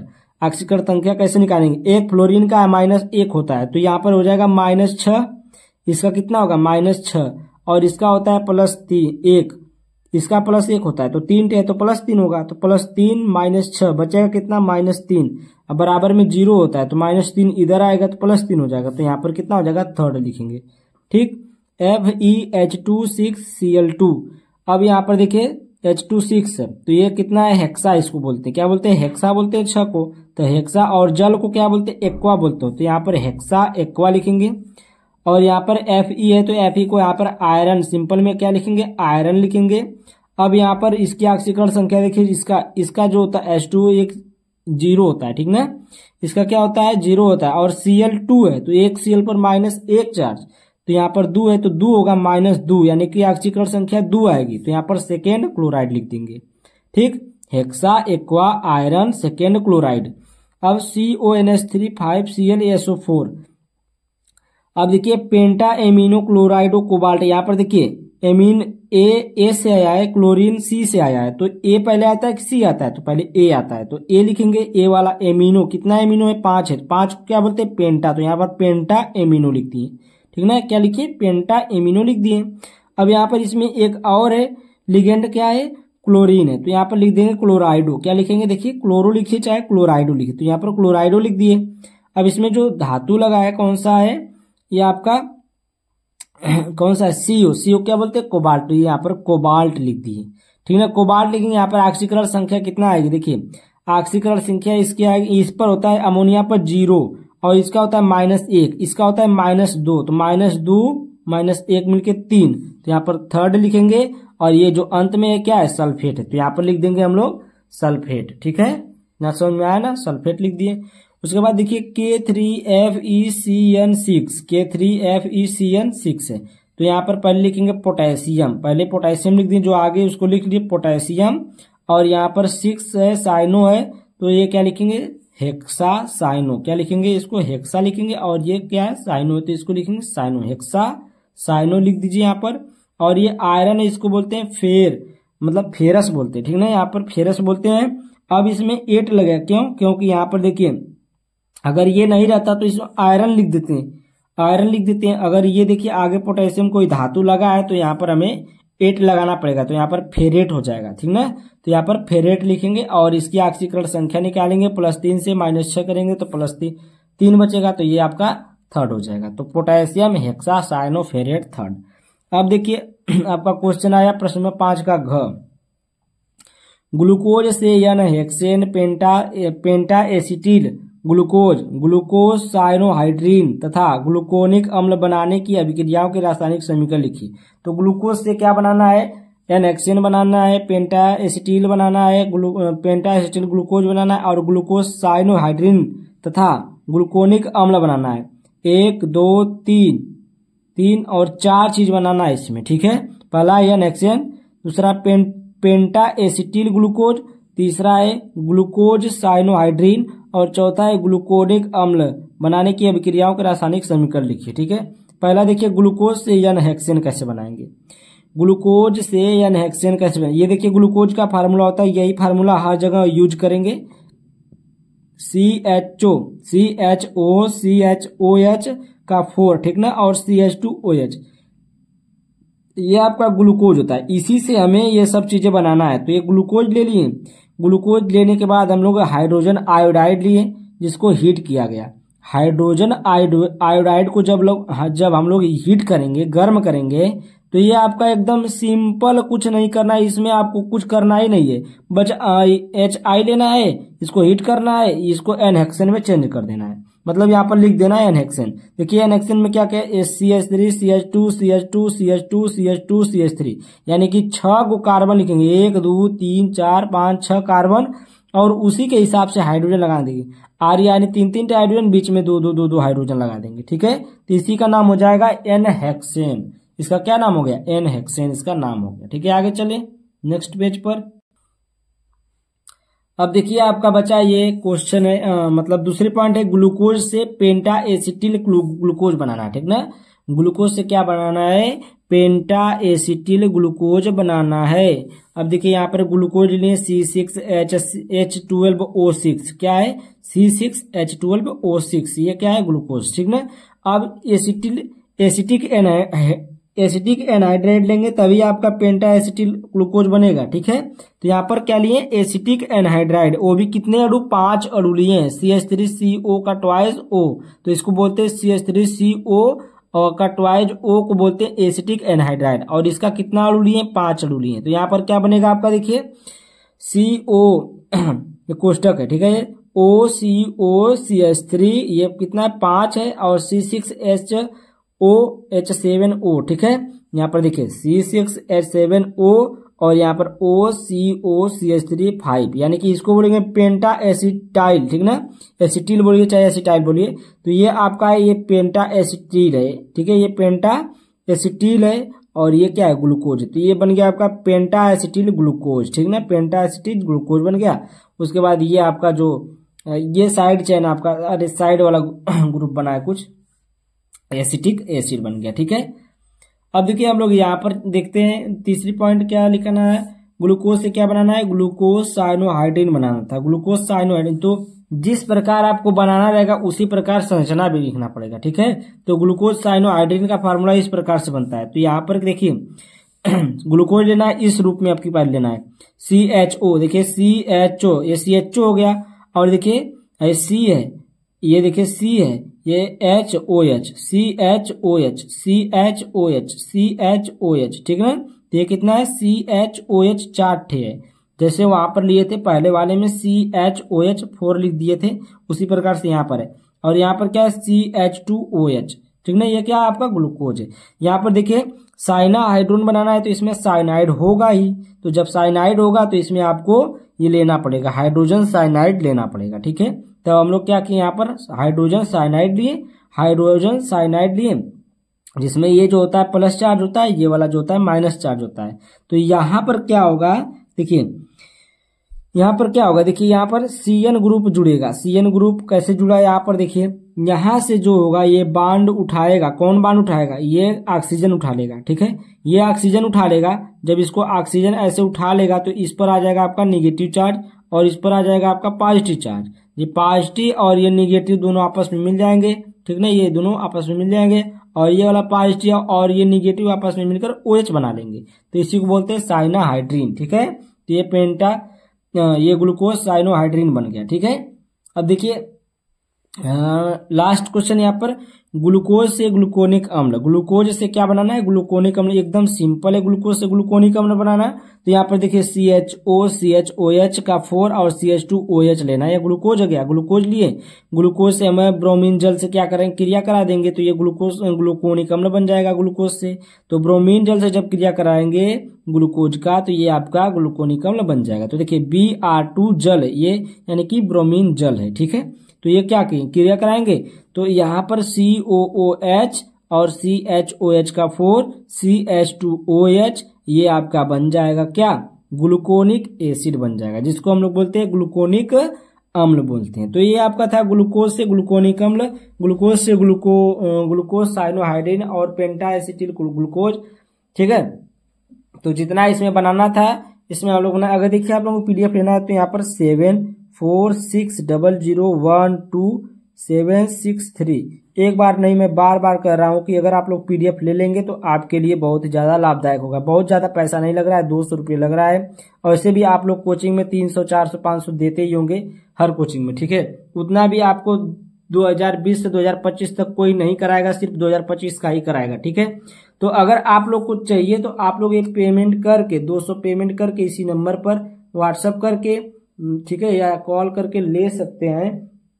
अब ज्यादा टाइम नहीं रह गया है पेपर में, तो ज्यादा टाइम नहीं रह गया है, तो आप लोग जल्द से जल्द ये PDF ले करके पढ़ना शुरू करिए, ताकि बढ़िया नंबर आपका आ जाए। ठीक है, पर देखिए कह रहा है प्रश्न उत्तर संख्या 6 का क्या होता है जब केवल रासायनिक समीकरण लिखना है, क्या होता है जब सिल्वर प्रोपियोनेट की Br2 या CCl4 से अभिक्रिया होती है। तो यहाँ पर देखिए सिल्वर, आपको पता होना चाहिए कि सिल्वर प्रोपियोनेट की फार्मूला क्या होता है। ठीक है, सिल्वर प्रोपियोनेट का फार्मूला जो होता है आपका, देखिए यहाँ पर CH3CH2COOH होता है। ठीक है, यहाँ पर देखिए प्रोपियोनेट का मतलब, इसका मतलब है कि प्रोपेन होना चाहिए, यानी कि 3 कार्बन। तो यहाँ पर देखिए 1 कार्बन 2 कार्बन 3 कार्बन, ठीक ना। O8 है तो इसमें 2 गो ऑक्सीजन होना चाहिए, और सिल्वर का नाम आ गया है तो इसमें Ag होगा। ठीक है, तो ये हो गया सिल्वर प्रोपियोनेट। और देखिए इसमें क्या कहा है, Br2 और CCl4 लेना है। तो यहाँ पर देखिए Br2 CCl4 ले लिए।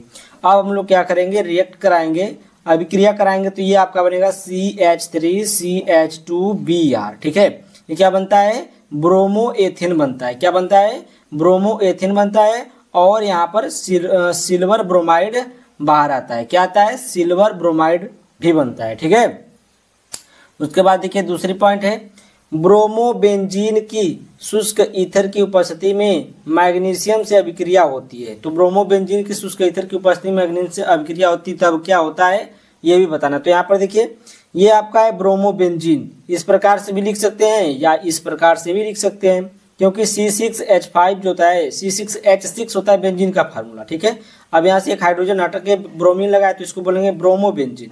मैग्नीशियम ले लिए शुष्क ईथर की उपस्थिति में, अब इसको क्या करेंगे, मैग्नीशियम भी इसी पर आकर जुड़ेगा। ठीक ना, ब्रोमीन और हाइड्रोजन के बीच में एक बांड इसका ब्रोमीन से लगा रहेगा और दूसरा बांड इसका बेंजीन से लगा रहेगा, तो इसको क्या बोलेंगे, फेनिल मैग्नीशियम ब्रोमाइड। इसको बोलेंगे, इसको फेमिन, ये फेमिल हो गया। ठीक है, ये क्या हो गया, मैग्नीशियम, ये आपका ब्रोमाइड। तो इस प्रकार से लिखिए, चाहे संरचना के रूप में लिखिए, तो ये आप संरचना के रूप में भी लिख सकते हैं और इसके रूप में भी लिख सकते हैं। अब यहाँ पर देखिए आपका आता है तीसरी पॉइंट है मेथिल ब्रोमाइड की अभिक्रिया KCN एल्कोहल से होती है। तो एल्कोहलिक KCN से अभिक्रिया कराना है तो देखिए क्या बनेगा यहाँ पर, मेथिल ब्रोमाइड। ये देखिए CH3Br, ये मेथिल ब्रोमाइड का फार्मूला होता है, और KCN ये भी किसका, एल्कोहली होना चाहिए। ठीक है, तो ये आपका बनता है CH3CN। इसमें का जो CN है इसके साथ रिएक्ट होता है और Br जो है K के साथ पोटेशियम ब्रोमाइड बना लेता है। ठीक है, तो ये मेथिल साइनाइड बनेगा। क्या बनेगा, मेथिल साइनाइड। आपको फार्मूला याद, बस ये अगर हिंदी में दिया है मेथिल ब्रोमाइड तो फार्मूला बनाना आपको आना चाहिए। मेथिल ब्रोमाइड, तो मेथिल का मतलब है CH3, ब्रोमाइड का मतलब है Br। अब KCN दिया है तो KCN, ये देखिए टूटता है प्लस में, ये माइनस में, और ये टूटता है प्लस में, ये माइनस में। तो प्लस वाला माइनस वाले के साथ, ये माइनस वाला है तो इस प्लस वाले के साथ जुड़ेगा, और ये माइनस वाला इस प्लस वाले के साथ जुड़ेगा। ये क्या बन जाता है, मेथिल साइनाइड, और ये पोटेशियम ब्रोमाइड। ठीक है, यहाँ तक समझ में आया। आगे चलें, देखिए एथिल ब्रोमाइड क्या होता है, जब एथिल ब्रोमाइड को सोडियम एथॉक्साइड के साथ गर्म किए करते हैं। तो सोडियम एथॉक्साइड देखिए आपका, ये सोडियम, ये हो गया सोडियम, ये ऑक्साइड है और ये एथेन है। ठीक ना, तो इसके साथ जुड़ा रहेगा तो इसको बोलेंगे सोडियम एथॉक्साइड, ये पूरा एथॉक्साइड हो जाएगा। ठीक है, और ये सोडियम। और ये देखिए एथिल ब्रोमाइड, एथिल के साथ क्या लगा है, Br लगेगा तो क्या हो जाएगा, ब्रोमाइड, एथिल ब्रोमाइड हो जाएगा। तो दोनों आपस में क्या करेंगे, रिएक्शन करेंगे, आपस में रिएक्ट करेंगे तो क्या हो जाएगा, ये डाई एथिल ईथर बन जाएगा। क्या बनेगा, डाई एथिल ईथर। यहाँ पर C2H5O C2H5। ठीक है, और सोडियम ब्रोमाइड कैसे बना पता है, ऐसे बना। देखिए यहाँ पर देखिए, ये ब्रोमीन जो है ये माइनस देगा और सोडियम जो यहाँ से प्लस देगा और ये माइनस देगा। ठीक है, ये प्लस देगा, ये माइनस देगा, ये माइनस देगा और ये वाला प्लस देगा। ठीक, अब इसका वाला प्लस जो है इसके माइनस से जुड़ेगा और इसका माइनस जो है इसके प्लस से जुड़ेगा। तो इसके प्लस वाले माइनस वाले से जुड़ गया तो सोडियम ब्रोमाइड बन गया, और ये प्लस वाला इस माइनस वाले से जुड़ा तो C2H5O C2H5 जुड़ गया, बन गया। यानी कि इसका नाम हो जाएगा एथिल। दूठ है एथिल है तो इसके लिए डाई एथिल, क्योंकि दूठ है एथिल है तो डाई एथिल। और ये ईथर का फार्मूला होता है ROR, ईथर कहलाता है, तो डाई एथिल ईथर इसको कहेंगे। ठीक है, बात तो समझ में आ रही है ना यहाँ पर। अब देखिए एथिल ब्रोमाइड क्या होता है, जब एथिल ब्रोमाइड सिल्वर एसीटेट के साथ क्रिया करता है। तो एथिल ब्रोमाइड किसके साथ, सिल्वर एसीटेट के साथ क्रिया करता है। तो यहाँ पर देखिए C2H5Br CH3COOAg, ये क्या है, सिल्वर एसीटेट है। ये एसीटेट होता है और इसमें अगर सिल्वर लगा दिए तो सिल्वर एसीटेट हो जाएगा। ठीक ना, और ये देखिए एथिल ब्रोमाइड का फार्मूला अभी ऊपर हम पढ़ते आ रहे हैं यहाँ पर। ठीक है, तो यहाँ पर C2H5Br, ये तो एथिल ब्रोमाइड है। फिर वही चीज होगा क्या, यहाँ पर प्लस वाला माइनस वाले के साथ, माइनस वाला प्लस वाले के साथ जुड़ जाएगा तो यहाँ पर बन जाएगा CH3COO C2H5, इसको बोलेंगे एथिल एसीटेट। ये आपका एथिल हो गया और ये इतना जो है एसीटेट है। ठीक ना, तो एथिल एसीटेट बोलेंगे, और ये आपका सिल्वर ब्रोमाइड बन गया, सिल्वर ब्रोमाइड। आगे चले, नेक्स्ट पेज पर चलते हैं हम लोग, नेक्स्ट क्वेश्चन को देखते हैं। तो यहाँ पर देखिए प्रश्न नंबर 6 का क का अथवा, यहाँ पर निम्नलिखित पर संक्षिप्त टिप्पणी लिखिए। किस पर लिखना है, ऊर्ज अभिक्रिया, फिटिंग अभिक्रिया। तो यहाँ पर देखिए यह प्रश्न सेट नंबर इसमें हुआ है पता नहीं, सेट नंबर 2 रहेगा यहाँ पर। सेट नंबर 2 कोड नंबर जिसका है 347 KB में प्रश्न नंबर 2 के घ में हो चुका है। अभी हम लोग चलते हैं, देख लेते हैं उसको। अब देखिए यहाँ पर देखिए ऊर्ज तथा फिटिंग अभिक्रिया को उदाहरण द्वारा स्पष्ट कीजिए। तो यहाँ पर देखिए 2 का घ पूछा है। ठीक ना, ऊर्ज अभिक्रिया वह अभिक्रिया जिसमें एल्किल हैलाइड सोडियम धातु से शुष्क ईथर की उपस्थिति में क्रिया करके एल्केन बनाता है, ऊर्ज अभिक्रिया ऊर्जा अभिक्रिया कहलाती है। ठीक ना, क्या कहा है कि वह अभिक्रिया जिसमें एल्किल हैलाइड का मतलब जिसमें CH3 हो और Cl हो या Br हो, जो भी हो, हैलाइड ग्रुप जोड़ना होना चाहिए। ठीक है, सोडियम धातु, इसमें सोडियम धातु के साथ क्रिया करता है। ठीक ना, शुष्क ईथर की उपस्थिति में, वो भी किसमें, शुष्क ईथर की उपस्थिति में क्रिया करके एल्केन बनाता है। क्या बनाता है, एल्केन बनाता है, ऊर्जा अभिक्रिया कहलाती है।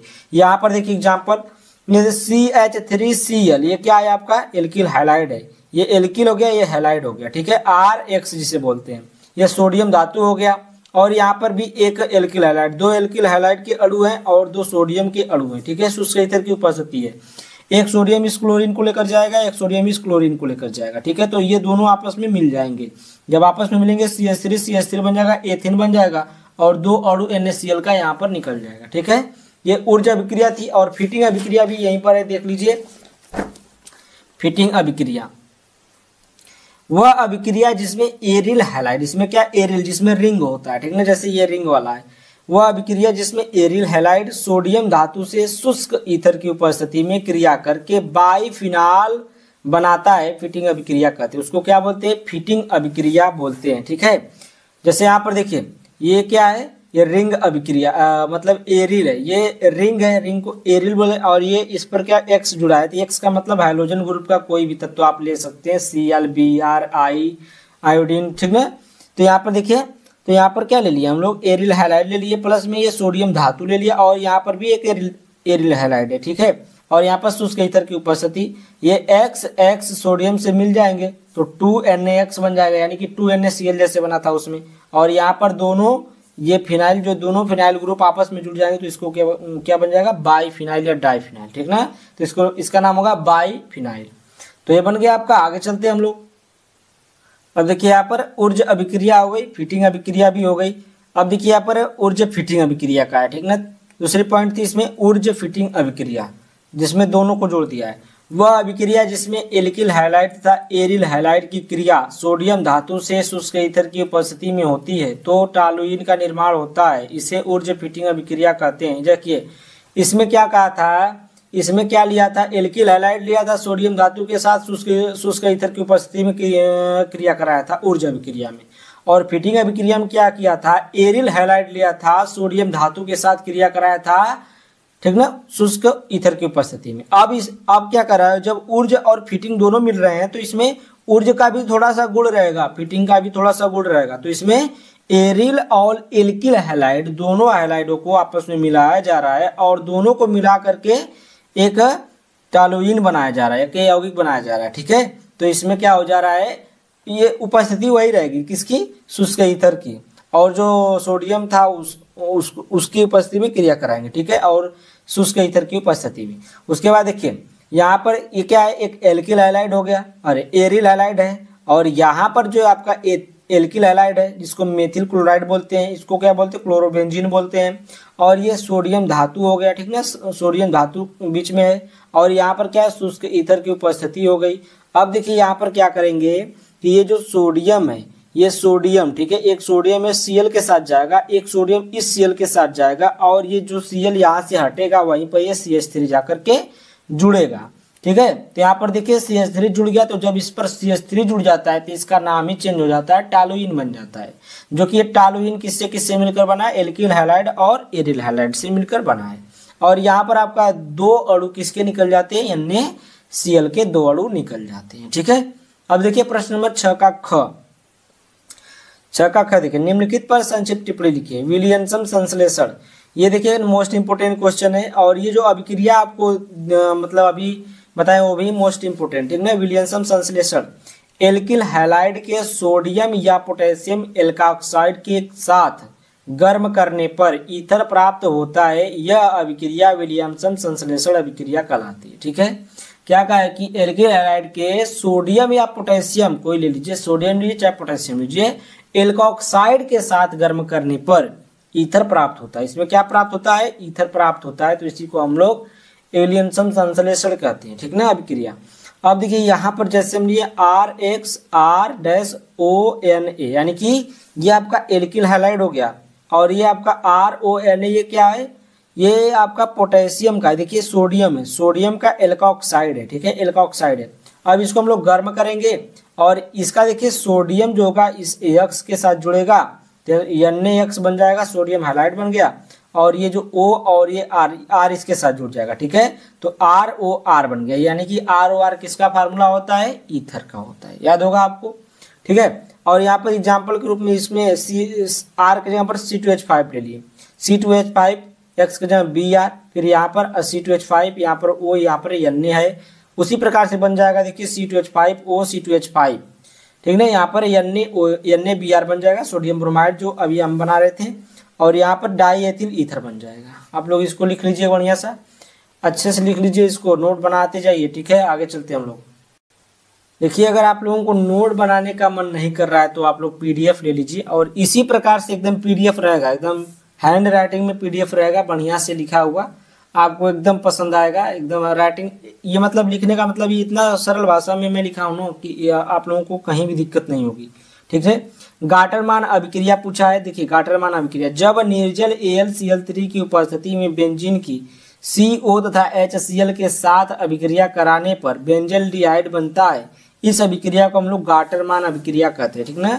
ये देखिए क्या कहा है, बेंजीन को लेना है, बेंजीन को किसको? CO और HCl के साथ क्रिया कराना, वो भी किसकी उपस्थिति में? निर्जल AlCl3 के उपस्थिति में, ठीक है। इसको बोलता है ये क्या हाइड्रोक्लोरिक है, ये आपका कार्बन मोनोऑक्साइड है, और ये आपका बेंजीन है, ठीक है। तो ये दोनों जब इसकी उपस्थिति में क्रिया करेंगे तीनों, तो ये आपका बन जाता है बेंजीन पर CHO ग्रुप बनता है, जिसको बोलते हैं एसिटल्डिहाइड। क्या बोलते हैं इसको? एसिटल्डिहाइड बोलते हैं। सबका नाम भी हम लिखे यहाँ पर, ठीक है। एसिटल्डिहाइड बन जाता है और यहाँ पर HCl बन जाता है, ठीक है। तीसरी पॉइंट है कोल्बे अभिक्रिया पूछा है। क्या पूछा है? कोल्बे अभिक्रिया। कोल्बे, इस अभिक्रिया में सोडियम फिनॉक्साइड तथा कार्बन डाइऑक्साइड को 400 केल्विन तथा 6 वायुमंडलीय दाब पर गर्म किया जाता है तो सैलिसिलिक अम्ल बनता है। इस कोल्बे अभिक्रिया, इसे हम लोग क्या बोलते हैं? कोल्बे अभिक्रिया कहते हैं, ठीक है। क्या क्या इसमें कहा है कि इस अभिक्रिया में सोडियम फिनॉक्साइड लेना है और यहाँ पर कार्बन डाइऑक्साइड को 400 केल्विन तथा 6 वायुमंडलीय दाब पर गर्म करना है। ये सब आपको बस वहां पर दिखा देना है, दिखाने के बाद रिएक्शन करा देना, ठीक है। तो यहाँ पर देखिए, यहाँ पर सोडियम फिनॉक्साइड आपको देखिए कैसे है, ये फिनॉक्साइड है, ये फिनाल में से एक हाइड्रोजन निकल के यहाँ पर सोडियम जुड़ गया, तो इसको हम लोग बोलते हैं सोडियम फिनॉक्साइड, ठीक है। अब यहाँ पर कार्बन डाइऑक्साइड लेने के लिए क्या है? कार्बन डाइऑक्साइड ले लो 400 केल्विन पर, तो 400 केल्विन और 6 वायुमंडलीय दाब पर इसको क्या करना है? गर्म करना है। गर्म कर दीजिए, आपका सैलिसिलिक अम्ल बन जाएगा, जिसमें आपका OH और COOH जुड़ा होता है, तो इसको हम लोग बोलते हैं कार्बोक्सिलिक सैलिसिलिक एसिड, ठीक ना। सैलिसिलिक अम्ल बन जाएगा आपका। उसके बाद देखिए प्रश्न नंबर 6 का ख का अथवा। प्रश्न नंबर 6 के ख के अथवा को देखिए, कह रहा है कैसे परिवर्तित कीजिएगा, केवल रासायनिक समीकरण लिखिए। कह रहा है प्रोपीन को प्रोपीन टू आल में परिवर्तित करना है। किसमें? प्रोपीन को प्रोपीन टू आल में। तो यहाँ पर देखिए, आप प्रोपीन का फार्मूला आपको याद होना चाहिए, तभी आप कन्वर्ट कर पाएंगे। तो यहाँ पर देखिए CH3 यहाँ पर CH डबल बॉन्ड CH2। तो यहाँ पर देखिए क्या है, 1 2 3 कार्बन, 3 कार्बन में प्रोपीन हो गया, प्रोपेन होगा। अगर डबल बॉन्ड नहीं था तो प्रोपेन होता। अगर एक प्रोपीन बनाना है तो इन का मतलब होता है इसमें डबल बॉन्ड होना चाहिए। तो यहाँ पर देखिए CH3 CH double bond CH2, तो यहाँ पर आपका हो जाएगा ये प्रोपीन, ठीक है। प्लस में आपको यहाँ पर H2O लेना पड़ेगा। जब H2O लेंगे तभी आपका आल बनेगा। आल बनाने के लिए OH का जरूरी होता है, OH समूह होना चाहिए, ठीक है। तो यहाँ पर OH लेंगे, तब ये बांड जब टूटेगा, जब बांड टूटेगा तो OH ग्रुप इस पर आकर जुड़ेगा और हाइड्रोजन ग्रुप इस पर आकर जुड़ेगा, ठीक है। तो यहाँ पर देखिए जो ये H2O होता है H प्लस OH माइनस में टूटता है। जो OH माइनस होगा इस प्लस वाले पर, और जो एक H प्लस बचेगा इस पर जुड़ जाएगा। तो ये आपका बन जाएगा प्रोपेन टू आल। क्या बन जाएगा? प्रोपेन टू आल बन जाएगा, ठीक है। अब देखिए यहाँ पर दूसरा है बेंजीन क्लोराइड। बेंजील क्लोराइड को बेंजील एल्कोहल में क्या करना है? चेंज करना है, ठीक है। तो यहाँ पर देखिए बेंजील क्लोराइड का सूत्र होता है बेंजीन पर CH2Cl, ठीक है ना। बेंजीन पर क्या? CH2Cl, और यहाँ पर लेना आपको KOH, ये एक्वस है, ठीक है। एक्वस का मतलब जली विलयन में आपको पोटेशियम हाइड्रोक्साइड रखना है। फिर देखिए यहाँ पर आपका बन जाता है बेंजील एल्कोहल। तो यहाँ पर बन जाएगा बेंजीन, बेंजीन पर क्या बनेगा CH2, इसके साथ जुड़ा रहेगा OH, तो इसको बोलेंगे बेंजिल। ये तो आपका बेंजिल है, इतना इतना क्या ये इतना यहाँ से यहाँ तक बेंजिल है, इसके यहाँ जो जुड़ेगा उसका नाम लिख दीजिएगा, बेंजिल एल्कोहल है। यहाँ पर बेंजिल क्लोराइड था, यहाँ पर Br रहेगा तो बेंजिल ब्रोमाइड हो जाएगा, ठीक है। यहाँ पर OH है, बेंजिल एल्कोहल हो जाएगा, तो ये आपका बेंजिल एल्कोहल बन गया, ठीक। आगे चलिए, नेक्स्ट क्वेश्चन है इसका कि तीसरी पॉइंट है, फिनाल को 2,4,6 ट्राइब्रोमोफिनाल में परिवर्तित। ये सबसे आसान है, ठीक है, कि फिनाल को किस में चेंज करना है, 2,4,6 ट्राइब्रोमोफिनाल में चेंज करना है। तो यहाँ पर देखिए फिनाल ले लिए, फिनाल का फार्मूला होता है बेंजीन पर OH जुड़ा होता है, ठीक ना, तो ये फिनाल हो गया। फिनाल को हम लोग Br2 और H2O यानी कि ब्रोमीन जल के साथ रिएक्ट कराते हैं। तो ब्रोमीन जल के साथ जब इसको रिएक्ट कराएंगे तो यहाँ पर जो 3 जगह ये ब्रोमीन आपका जुड़ेगा। पहला यहाँ पर देखिए ये आर्थो पर, पैरा पर और यहाँ पर आपका फिर आर्थो पर जुड़ेगा, ठीक ना। ये आर्थो है, आर्थो ये मेटा होता है, तो ये मेटा यहाँ पर भी है। फिर यहाँ पर देखिए ये जो पैरा होता है, आपने सामने पैरा, इसके आमने सामने जो हो गया ये मेटा हो गया, और इसके आमने सामने जो रहेगा ये आर्थो होगा, ठीक है। तो आर्थो पैरा, आर्थो पर ब्रोमीन जुड़ेगा 3 जगह। तो ये देखिए यहाँ से नंबरिंग करेंगे 1 2 3 4 5 6, तो एक आया 2 पर, एक आया 4 पर, एक आया 6 पर, तो इसका नाम क्या होगा 2,4,6 ट्राइब्रोमोफिनाल। ट्राइब्रोमो यानी एक ही चीज 3 बार आया है तो ट्राई, ठीक ना, तो ब्रोमो इसका नाम है तो ब्रोमोफिनाल, इसका नाम क्या हो जाएगा 2,4,6 ट्राइब्रोमोफिनाल। उसके बाद देखिए 5वीं पॉइंट है आपका, फिनाल को पिक्रिक अम्ल में, ये भी बहुत बार पूछा है, हरदम पूछता है, इस बार भी पूछेगा, ठीक ना, 2026 में। फिनाल को पिक्रिक अम्ल में परिवर्तित करना है। अब देखिए फिनाल को हम लोग ले लिए हैं, फिनाल का फार्मूला आप लोग को पता ही होगा कि बेंजीन पर OH जुड़ा होता है, फिनाल होता है। आपको कंसंट्रेशन यानी कि सांद्र H2SO4 लेना है और सांद्र HNO3 लेना है, ठीक ना। सांद्र होगा, दोनों सांद्र होंगे, सांद्र H2SO4, सांद्र HNO3। उसके बाद इसमें से निकलेगा NO2 आपका, जैसे ब्रोमीन जुड़ा था उसी प्रकार से NO2 जुड़ जाएगा। इसी को हम लोग 3 जगह, ये देखिए 2,4,6 पर जुड़ेगा तो इसी को बोलेंगे पिक्रिक अम्ल, और इसका एक और नाम होता है 2,4,6 ट्राइनाइट्रोफिनाल, ठीक ना, ट्राइनाइट्रोफिनाल इसका नाम होता है 2,4,6 ट्राइनाइट्रोफिनाल, और इसको पिक्रिक अम्ल भी कहते हैं। उसके बाद देखिए इसमें का 5वां है कि कह रहा है कि सैलिसिलिक अम्ल को फिनाल में चेंज करना है, ठीक है, सैलिसिलिक अम्ल को फिनाल में। यहाँ पर देखिए सैलिसिलिक अम्ल, अभी आप लोग पीछे पढ़े हैं कि सैलिसिलिक अम्ल जो फिनाल के साथ एक आर्थो पोजीशन पर COOH लगा होता है, यानी कि एक कार्बोक्सिलिक एसिड का ग्रुप जुड़ा होता है, उसी को हम लोग बोलते हैं सैलिसिलिक अम्ल। अब किसकी उपस्थिति में क्रिया कराना, देखिए इसमें आपको लेना पड़ेगा सोडियम हाइड्रोक्साइड और CaO यानी कि कैल्शियम ऑक्साइड, जिसको बोलते हैं सोडा लाइम बोलते हैं। क्या बोलते हैं इसको, सोडा लाइम। दोनों को जब मिलाते हैं तो सोडा लाइम बनता है, तो सोडा लाइम को लेना है और ये आपका सैलिसिलिक अम्ल के साथ रिएक्ट कराना है, तो आपका ये फिनाल में चेंज हो जाएगा। और यहाँ पर बनेगा Na2CO3 सोडियम कार्बोनेट, और यहाँ पर H2O यानी कि जल बाहर आएगा, ठीक है। अब देखिए यहाँ पर प्रश्न नंबर 7 का क है, निम्नलिखित समीकरणों को पूर्ण कीजिए, ठीक ना। इसमें देखिए समीकरण दिया है, जो A है, B है और C है, D है, ठीक है। सभी का नाम लिखना है, ठीक है, क्या क्या बनता है इसको बताना है। अब देखिए इसको ध्यान से देखिएगा, ठीक है, कैसे कैसे बन रहा है। यहाँ पर देखिए CH3CHO लिया है, ठीक ना, यानी कि एसिटाल्डिहाइड है होता है। अब इसमें आपको क्या करना है, CH3MgBr यानी कि ये देखिए मेथिल मैग्नीशियम ब्रोमाइड है, मेथिल मैग्नीशियम ब्रोमाइड। तो यहाँ पर देखिए जो A बनेगा ये क्या बनेगा, यहाँ पर B जो रखेंगे वो क्या रखेंगे, यहाँ पर C क्या बनेगा, यहाँ पर D क्या बनेगा, ठीक ना। सब कुछ बारी बारी से बनाना है, बताना है, ठीक है। तो यहाँ पर देखिए CH3CHO ले लिए, CH3CHO मैग्नीशियम, यहाँ पर देखिए मेथिल मैग्नीशियम ब्रोमाइड है, इसके उपस्थिति जब क्रिया कराएंगे इसके साथ तो ये क्या बनेगा आपका CH3CHO और ये कोष्टक में OMgBr, ठीक है।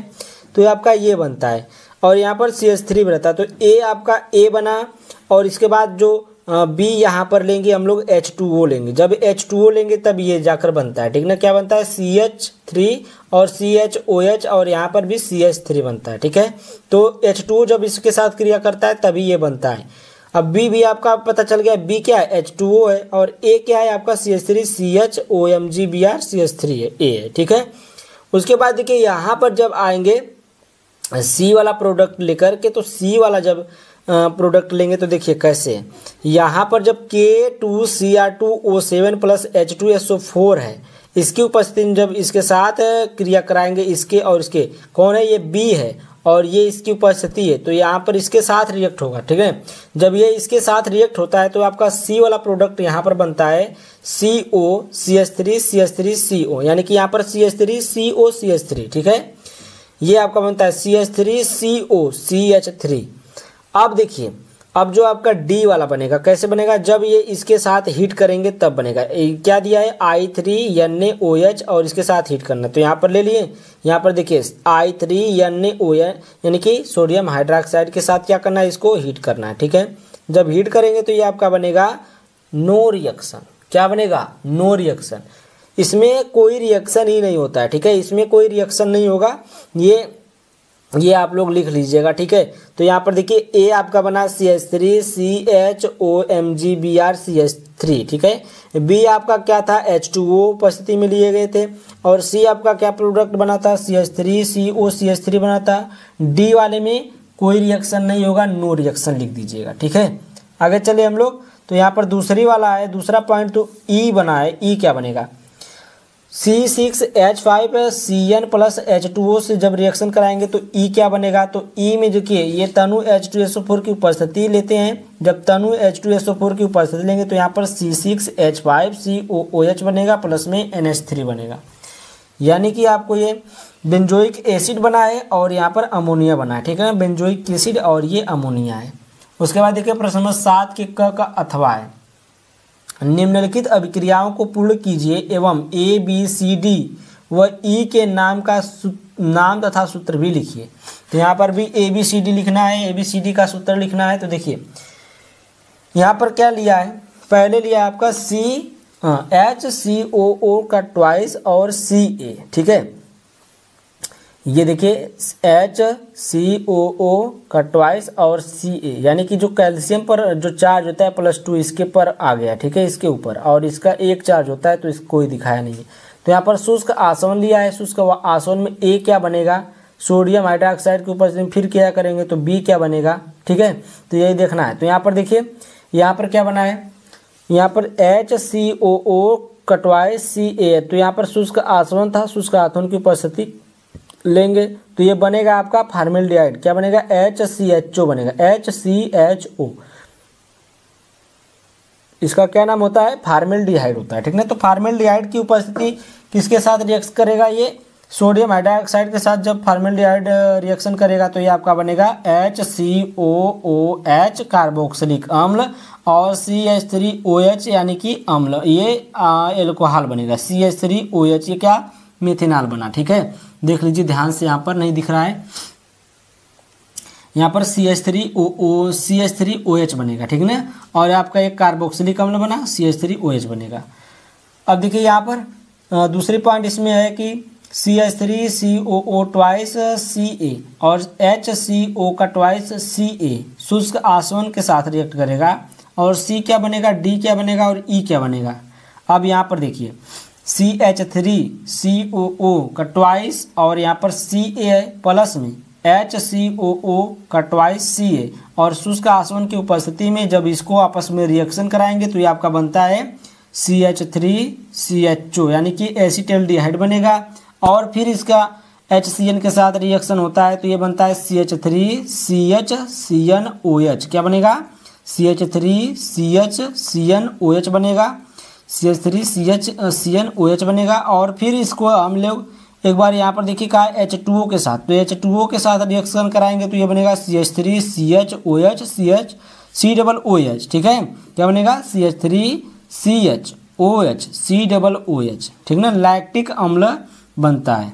अब देखिए यहाँ पर A आपका क्या बना, A वाला जो प्रोडक्ट आपका बना है, A वाला, A कहाँ गया ए आपका ये है फॉर्मेल्डिहाइड, बी आपका क्या है कार्बोक्सिलिक अम्ल, सी आपका क्या है तो एसिटल्डिहाइड, डी आपका क्या है तो आपका डी है जो ये है, ठीक है CH3CN और OH। ई आपका क्या बना है तो लैक्टिक अम्ल बना है, ठीक है। डी क्या है 2 हाइड्रोक्सी प्रोपियोनाइट्राइल, ठीक ना, इसका नाम होगा 2 हाइड्रोक्सी प्रोपियोनाइट्राइल, डी का इसका नाम होगा, डी वाले का नाम है ये, ठीक ना। ई वाले का नाम है लैक्टिक अम्ल, सी वाले का नाम है एसिटल्डिहाइड और बी वाले का नाम आपका है कार्बोक्सिलिक अम्ल, ए वाले का नाम है फॉर्मेल्डिहाइड, ठीक है। बात समझ में आई आप सभी को अच्छे समझ में आएगा, स्क्रीनशॉट ले लीजिए। आगे चलते हैं हम लोग। अब देखिए प्रश्न नंबर 7 का ख है, कह रहा है कि निम्नलिखित पर संक्षिप्त टिप्पणी लिखिए। कह रहा है कार्बिल एमीन अभिक्रिया, पहला है कार्बिल एमीन अभिक्रिया, तो कार्बिल एमीन अभिक्रिया पर टिप्पणी लिखेंगे। देखिए क्लोरोफॉर्म को प्राथमिक एमीन तथा एल्कोहलिक KOH विलयन के साथ गर्म करने पर एक दुर्गंध युक्त एवं विषैला पदार्थ फेनिल आइसोसाइनाइड बनता है, इसे कार्बिल एमीन भी कहते हैं। तो इसमें देखिए क्या बनता है, क्लोरोफॉर्म को जब हम लोग प्राथमिक एमीन के तथा एल्कोहलिक KOH विलयन के साथ गर्म करते हैं तो एक दुर्गंध युक्त पदार्थ बनता है, ठीक ना, जिसका नाम क्या होता है फेनिल आइसोसाइनाइड होता है और इसी को हम लोग क्या बोलते हैं कार्बिल एमीन अभिक्रिया कहते हैं, ठीक है। तो यहाँ पर रिएक्शन देख लीजिए, C6H5NH2 है जिसको हम लोग एनिलीन बोलते हैं, एनिलीन क्या बोलते हैं C6H5NH2 को एनिलीन बोलते हैं, ठीक ना, एनिलीन। और यहाँ पर CHCl3 क्लोरोफॉर्म है और KOH है यानी कि पोटेशियम हाइड्राइड। तो इसके साथ जब रिएक्ट होगा तो ये क्या बनेगा C6H5 और यहाँ पर नाइट्रोजन है और नाइट्रोजन के साथ एक कार्बन जुड़ा है, जिस कार्बन की संयोजकता पूरा करने के लिए यहाँ पर डबल बॉन्ड, यहाँ पर डबल इलेक्ट्रॉन जा रहा है, ठीक ना, यहाँ पर सिंगल इलेक्ट्रॉन दूठ है और ये नाइट्रोजन इसको डबल इलेक्ट्रॉन दे रहा है, इसका मतलब है प्लस में 3 KCl यानी कि KCl पोटेशियम क्लोराइड के 3 अणु बाहर निकले हैं, प्लस में 3 अणु H2O के भी बने हैं, ठीक है। तो इसका नाम हो जाएगा एनिलीन। क्लोरोफॉर्म के साथ रिएक्शन करता है KOH के साथ तो क्या बनता है बेंजीन डाइजोनियम लवण बनता है, ठीक है। और पोटेशियम क्लोराइड और H2O के 3 अणु निकलते हैं बाहर। उसके बाद देखिए दूसरी पॉइंट है हाफमैन ब्रोमाइड की अभिक्रिया। हाफमैन ब्रोमाइड की अभिक्रिया देखिए, इसकी अभिक्रिया प्रोपियोनेमाइड की क्रिया ब्रोमीन तथा सोडियम हाइड्रोक्साइड से कराते हैं तो एथिल एमीन बनती है, इसी अभिक्रिया को हाफमैन ब्रोमाइड अभिक्रिया कहते हैं, ठीक है। प्रोपियोनेमाइड की क्रिया ब्रोमीन तथा सोडियम हाइड्रोक्साइड से कराते हैं, ठीक ना, इसमें क्या बनता है एथिल एमीन बनता है। यहाँ पर देखिए C2H5CONH2, ठीक ना, C2H5CONH2 लेना है, इसको बोलते हैं प्रोपियोनेमाइड, ठीक ना। और यहाँ पर Br2 यानी कि ब्रोमीन लेना है और यहाँ पर 4NaOH लेना है।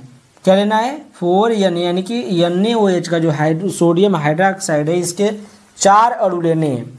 अब ये क्या बनेगा एथिल एमीन बनेगा जिसका फार्मूला C2H5NH2 होता है और आपका सोडियम कार्बोनेट बनेगा जिसका फार्मूला Na2CO3 होता है। फिर उसके बाद सोडियम ब्रोमाइड NaOH बनता है, इसका 2 अणु और 2 अणु जल के बनते हैं। तो ये आपको लिख लेना है, ठीक है। आगे चलें प्रश्न मतलब इसका है तीसरा स्मिट अभिक्रिया। क्या बोला है स्मिट अभिक्रिया। तो स्मिट अभिक्रिया देखिए हाइड्रोजोइक अम्ल की बेंजोइक अम्ल के साथ सांद्र H2SO4 की उपस्थिति में क्रिया कराने पर एनिलीन बनता है। क्या बनता है एनिलीन, किसके साथ हाइड्रोजोइक अम्ल की बेंजोइक अम्ल के साथ सांद्र H2SO4 की उपस्थिति में क्रिया कराने पर एनिलीन बनती है। तो यहाँ पर देखिए आपका C6H5COOH क्या हाइड्रोजोइक, यहाँ पर हाइड्रोजोइक अम्ल ये वाला, ठीक ना, HN3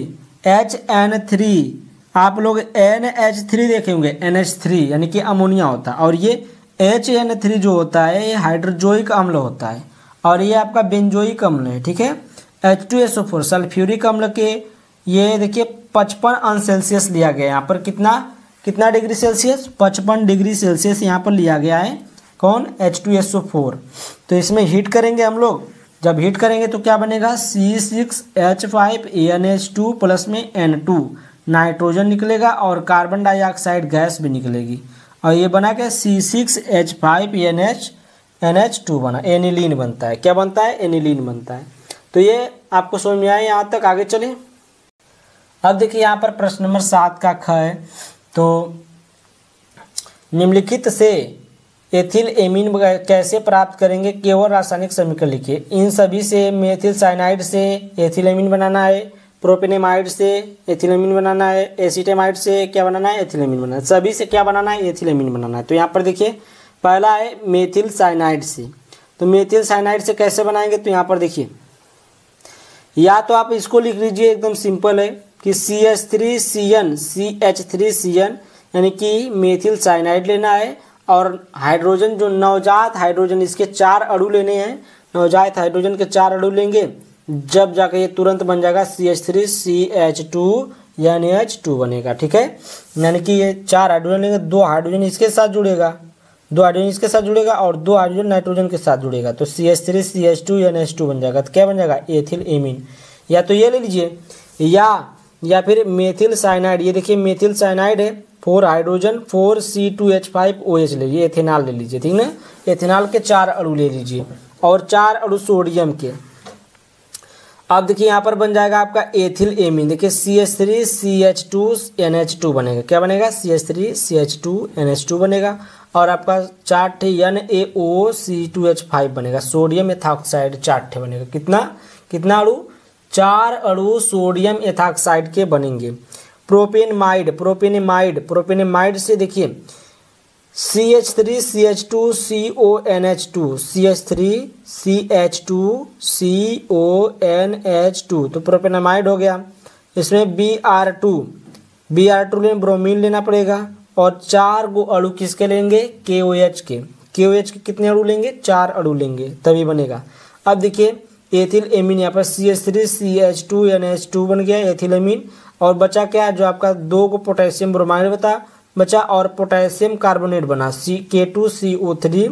ये क्या होगा? पोटेशियम कार्बोनेट, और 2 गो अणु H2O के बाहर आए हैं। ठीक है, और उसके बाद देखिए यहाँ पर तीसरी पॉइंट है एसीटामाइड से। एसीटामाइड से कैसे बनाएंगे? देखिए CH3CONH3 एसीटामाइड हो गया। इसमें 4 हाइड्रोजन लेना है, 4 हाइड्रोजन लेंगे तो 2 हाइड्रोजन इसके साथ जुड़ जाएंगे। ठीक है, और 2 हाइड्रोजन इसके साथ जुड़ जाएंगे।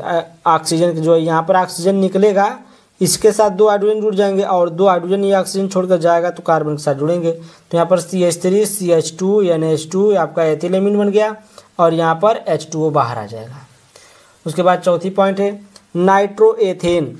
नाइट्रोएथेन जो है, इसका फार्मूला आपको याद होना चाहिए कि नाइट्रोएथेन का C2H5NO2 होता है। क्या होता है? C2H5NO2 होता है। ये क्या होता है? नाइट्रोएथेन। और प्लस में 6 हाइड्रोजन नवजात लेना है। नवजात हाइड्रोजन कितना?